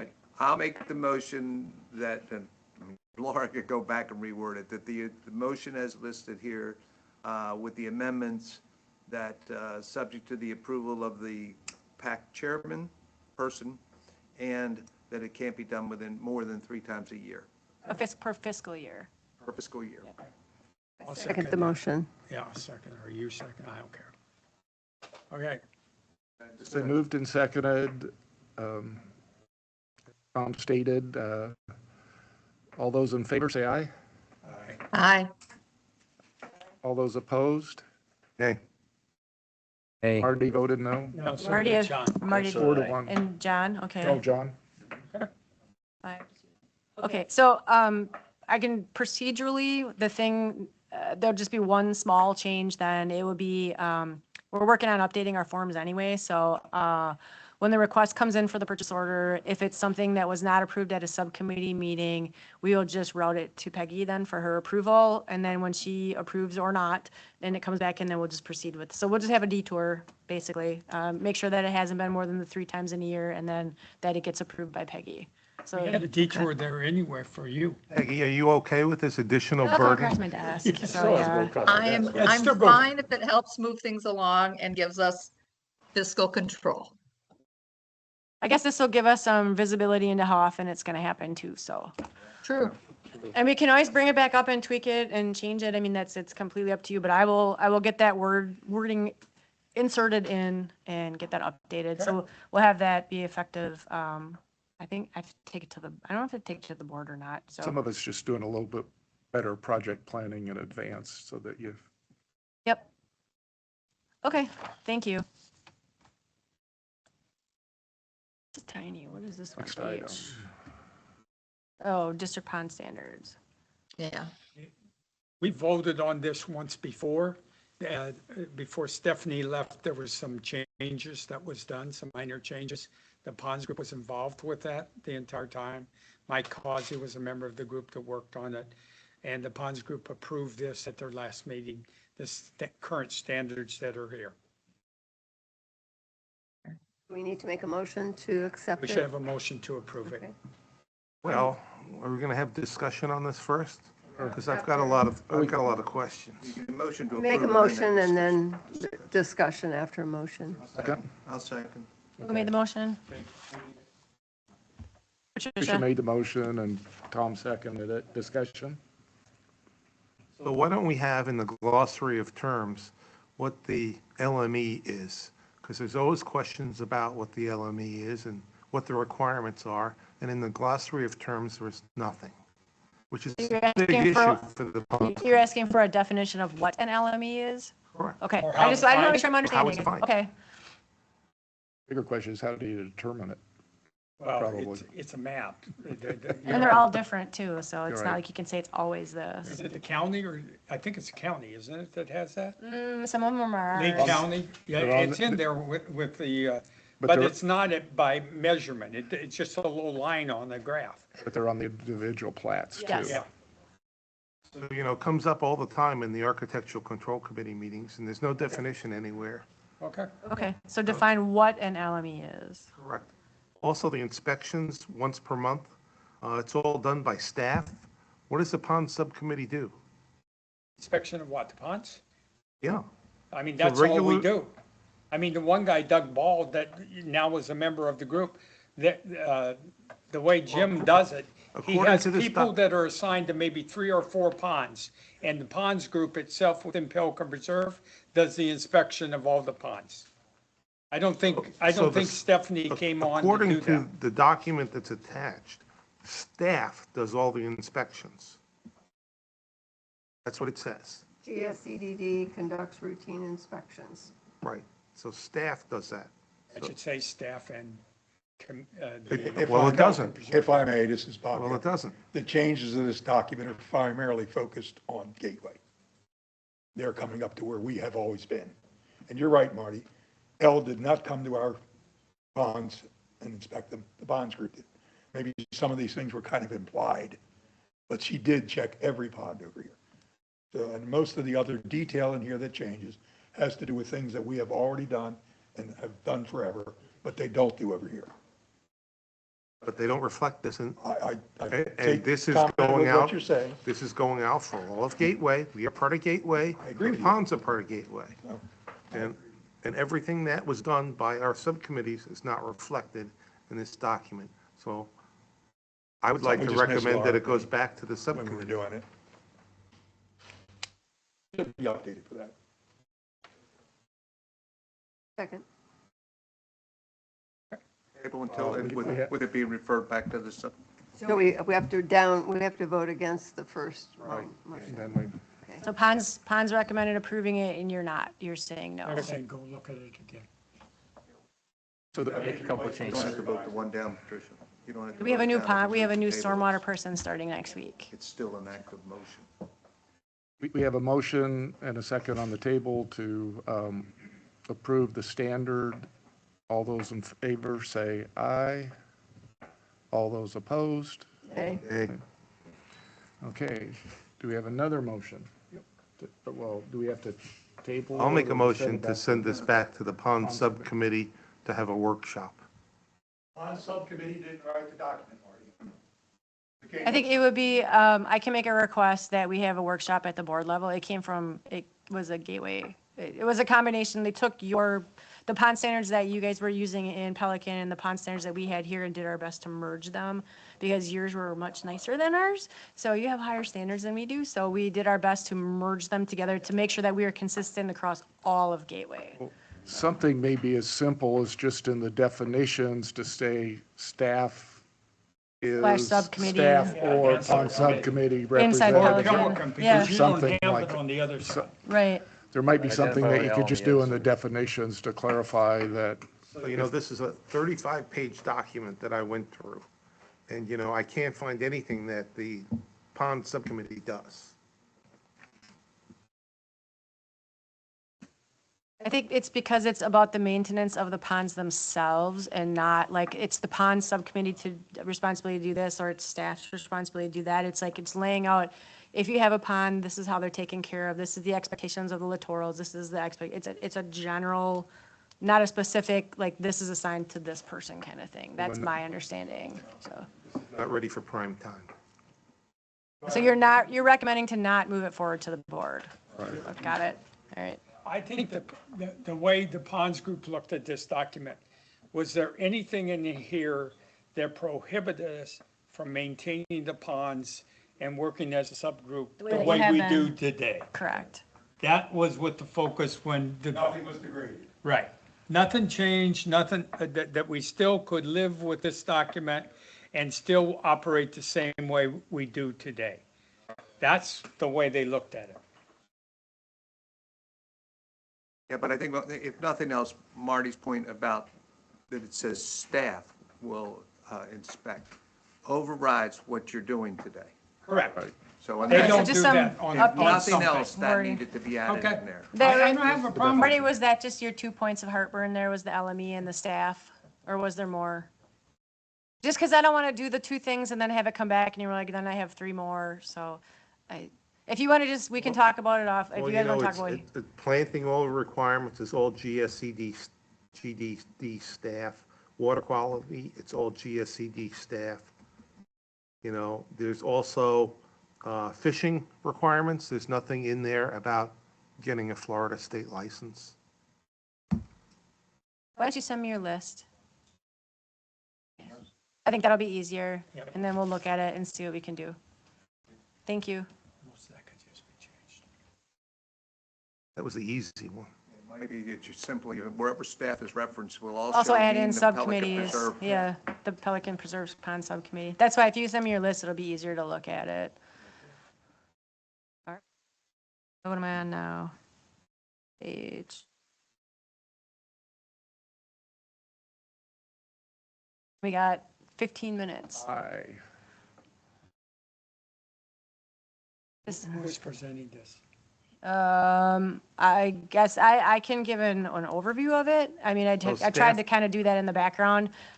There were initially 17 staff gauges. 5 of them are solely within Pelican. Some of them are on a shared area. And you guys have a line in your budget for the shared flowway maintenance, which is where those staff gauges would be procured from, using that, your portion of that. So Gateway will pay for part of the shared area, you pay for part of the shared area, we pay for everything out of the general fund for the Gateway only side, and then the staff gauges that are in Pelican proper would be paid for by Pelican. So the board voted to approve the first 12 on the list, which did not include the remaining 5 that were in Pelican Preserve.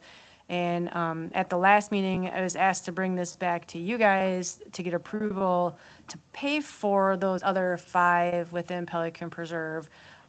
There's been some discussion, debate about what do they actually provide? What do we get? What, if we're going to spend the money on them, what are we going to get out of them? And so I am just here to I have a you different guys. recollection of this. Okay. Okay, I seem to remember that this has come to us before, and it's been approved to have 3, and now it's gone from 3 gauges to 5. So Well, the how 3 did were we get included from- in the original How did 12. we get from 3 to 5? The 3 were included in the original 12. That's what came to you the first time. So now it's coming back to you for the other 5 that are solely Pelican. The 3 were part of the shared flowway. Can I ask a question? What does a staff Function gauge do? do? Yeah, what's it do? I'm going to give a simplified version, taking a yardstick and sticking it in the ground, in the pond at a particular level. It's at a control level, and it's a manual thing that someone on staff or within the Pelican Preserve group goes and looks at what is the water level. It's not there's no electronics, it's just a Sending a stick. signal somewhere and Right, indicating. as an it's just a example, stick? when we had the problems with hurricanes, we went out with a ruler and measured how much water was going over the weir. It was a manual thing. And that's how we knew how much water, what water level it was. And we measured it daily as it went up and down. This is just a little more formal, but it's not much different than a ruler in the water and measuring what level the water's at. And it's $17,000 for the 5. the 5. Yeah. I mean, you can tell already where I am on this topic. What kind of ruler, what kind of ruler is this? Well, they for- have to cement it into the pond bank, onto the bottom of the lake, and they have to make sure it's at the right level with the control level for that pond.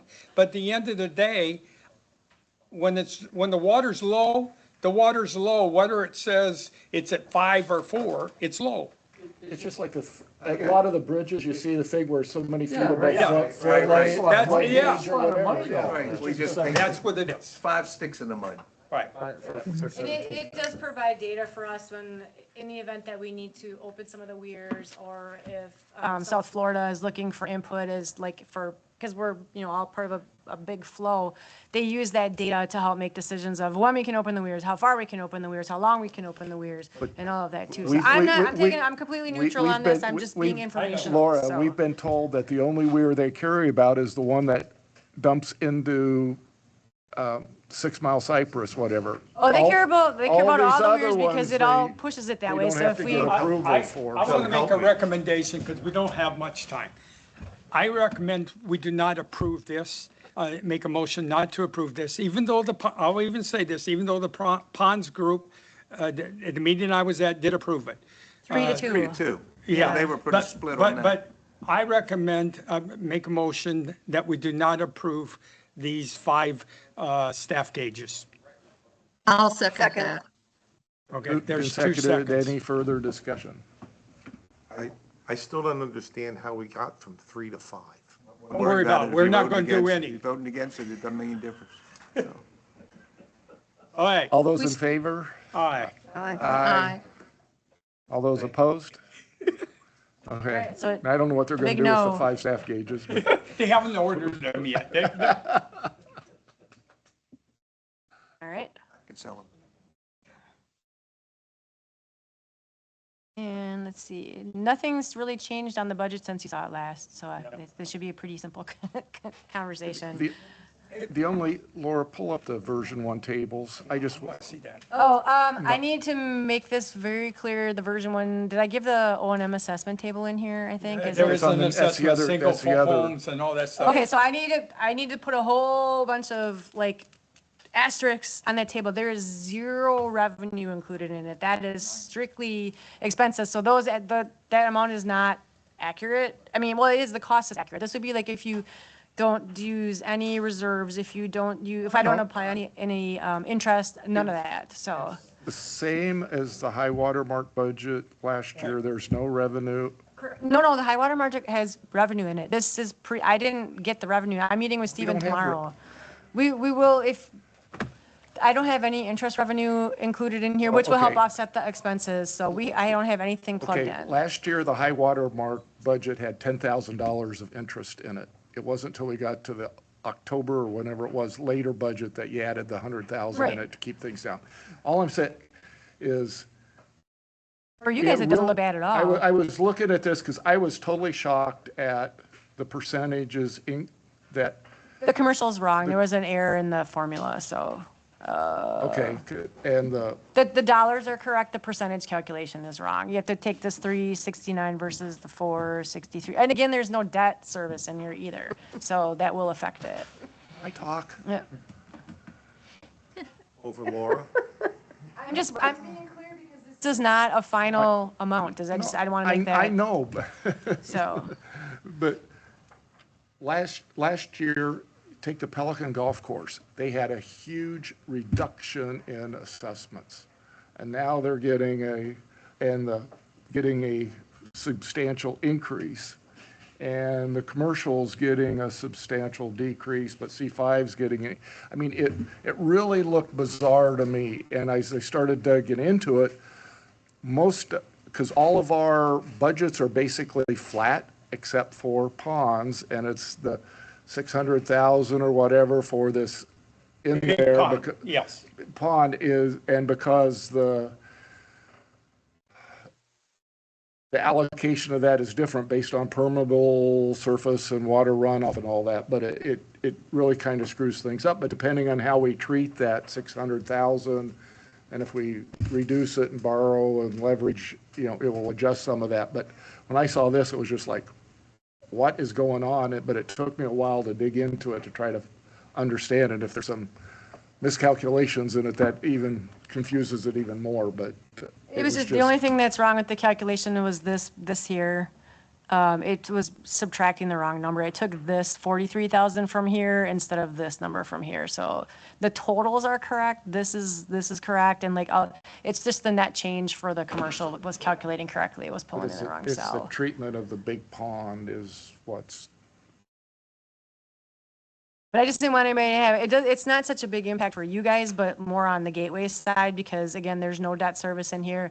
I haven't applied any revenue and nothing. So it's going to change before it goes and gets approved. I just wanted to make that Like clear. what you're saying, don't This get was a excited. snapshot in time as of probably a week before the board meeting. So it's already changed since then. I'm meeting with Stephen Bloom tomorrow to go over the debt service payments, so the principal interest on stuff, which for you guys is pretty small. Your bonds aren't very big. And then the interest and any other things that we can look at to plug in. So as of right now, I have no direction from PPAC to offset any of your expenses with any type of reserves or anything. So you are truly having a high watermark budget. And that's what we So, did last year. Yep. So I just, yep. We didn't include, So I'm staying with that. So I said the only thing that'll bring this down a little bit is the application of the interest that we're expecting to bring, which is, it's not going to have a huge hopefully we don't do impact. that for the high water mark.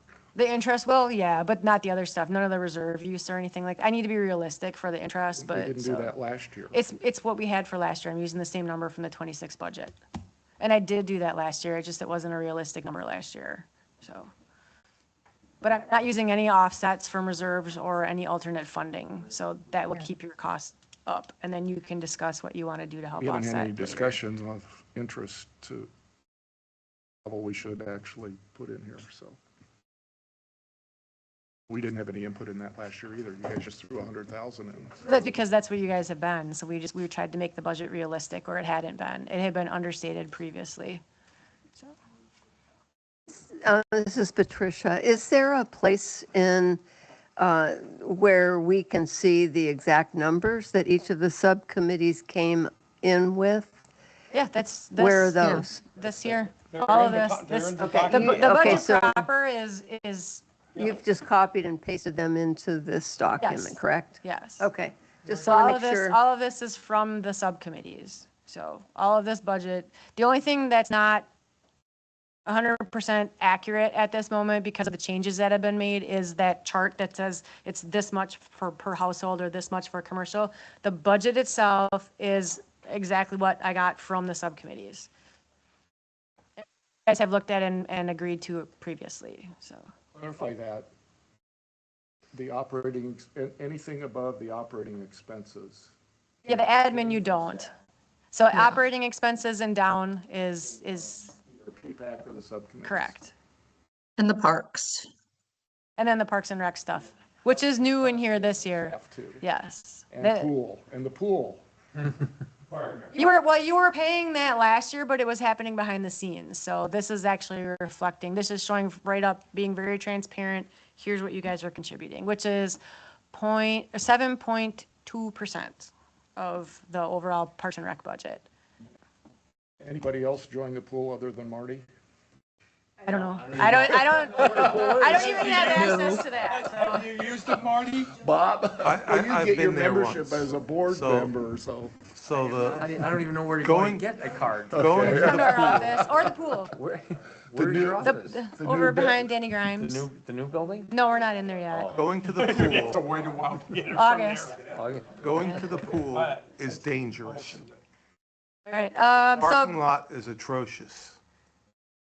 We're lucky we haven't been sued. it'll be much better once the new building's done, 'cause we have way more parking coming on. So, I have a staff update, and you guys we have a few things we need to cover on the agenda yet. So, 2 minutes, Laura. I know I'm the one who has to kick you out. So, we already talked about the tree trimming. That was one thing I had on here. It was brought to my attention. We're still having some issues with breaches in that black wrought iron fence near the emergency access road. We've been trying to work with KW. It's not it's PCA's or Prado's fence. It's not a district asset. So the parts that are bad are not ours. They So are on communities, but they were added and connected to the boundary fence when the emergency fence was put in. That's all part of the emergency fence, but it's not part of the community association fence. Part of it may sit on community association property. but there is part of it that was in a fence that was there that doesn't connect to the emergency access road that, it's where that big open field is. If you're looking at the emergency access road and you look to the left where the big purple pipes are sticking out of the ground, the gate is the only thing standing. Those fences are completely knocked down. Not ours, that was there before that Oh, road even went up. That's a different one than So- what Paul showed me. Yeah, that's two, we have two issues. The one Okay. is where Paul had, and then the other one is that gate. And we've been telling them for years that there's a problem there. So Mark told me that the other one that doesn't touch the emergency fence, the gate is standing and that's it. He said the fence is completely flat on both sides. So, and we have not had, we're trying to work with KW, letting them know, hey, this is here, and they keep saying that they're gonna have someone to come and fix it. So I'm just letting you know that we're not ignoring it, but we've asked for it to be repaired and, it didn't happen, so, we're trying. I just wanted to make you aware that we're not ignoring it. Well, Laura, our new board, PPAC member is actually a member of the board now too, so we. And I heard we have a Annabelle is little- leaving, Little more so- direct, Yeah, she's leaving too, so, just let you know we're having, well, we're trying, we're communicating and it's not getting done, but it's not. Talking too much. So. Do you have member items? I don't know, there's nothing on here. I didn't know if anybody had anything. Is there anybody who's not gonna be here in June? I'm not going to be here remotely. July 9th. You will not be here in June, or you will not be here in July? Not be here July 9th. Okay, no Marty July. Anybody else not gonna be here in June? I'll be remotely, Remote? remote. That's not good for poor. I'll be here in June. I'll be here. I There. have cardiac You'll be in issues to person? take care of. Tuesday, 11th, Peggy? I'm here. Yeah, I'll be in person. Okay, so just John won't be here. July's 9th, I'm here. I'll worry about July next month. I just We need to will know have for a quorum June. then for June, a quorum. Yeah, the only one who won't be here in person is you, right? Yeah, Peggy will be here, so you'll have 6. I look so ahead. It's fine. have a motion to adjourn? Motion Can I to ask- adjourn. What? Oh, Marty has something you want to say. People got questions. Motion to adjourn. No.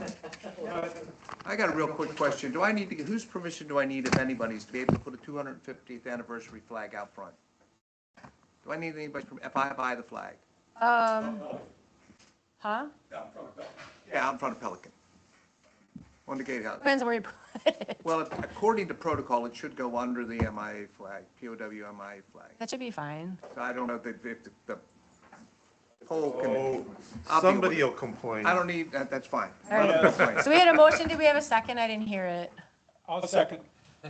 All those in favor, say aye. Aye. Hi. We're adjourned. Thank you, Peggy. Can't stay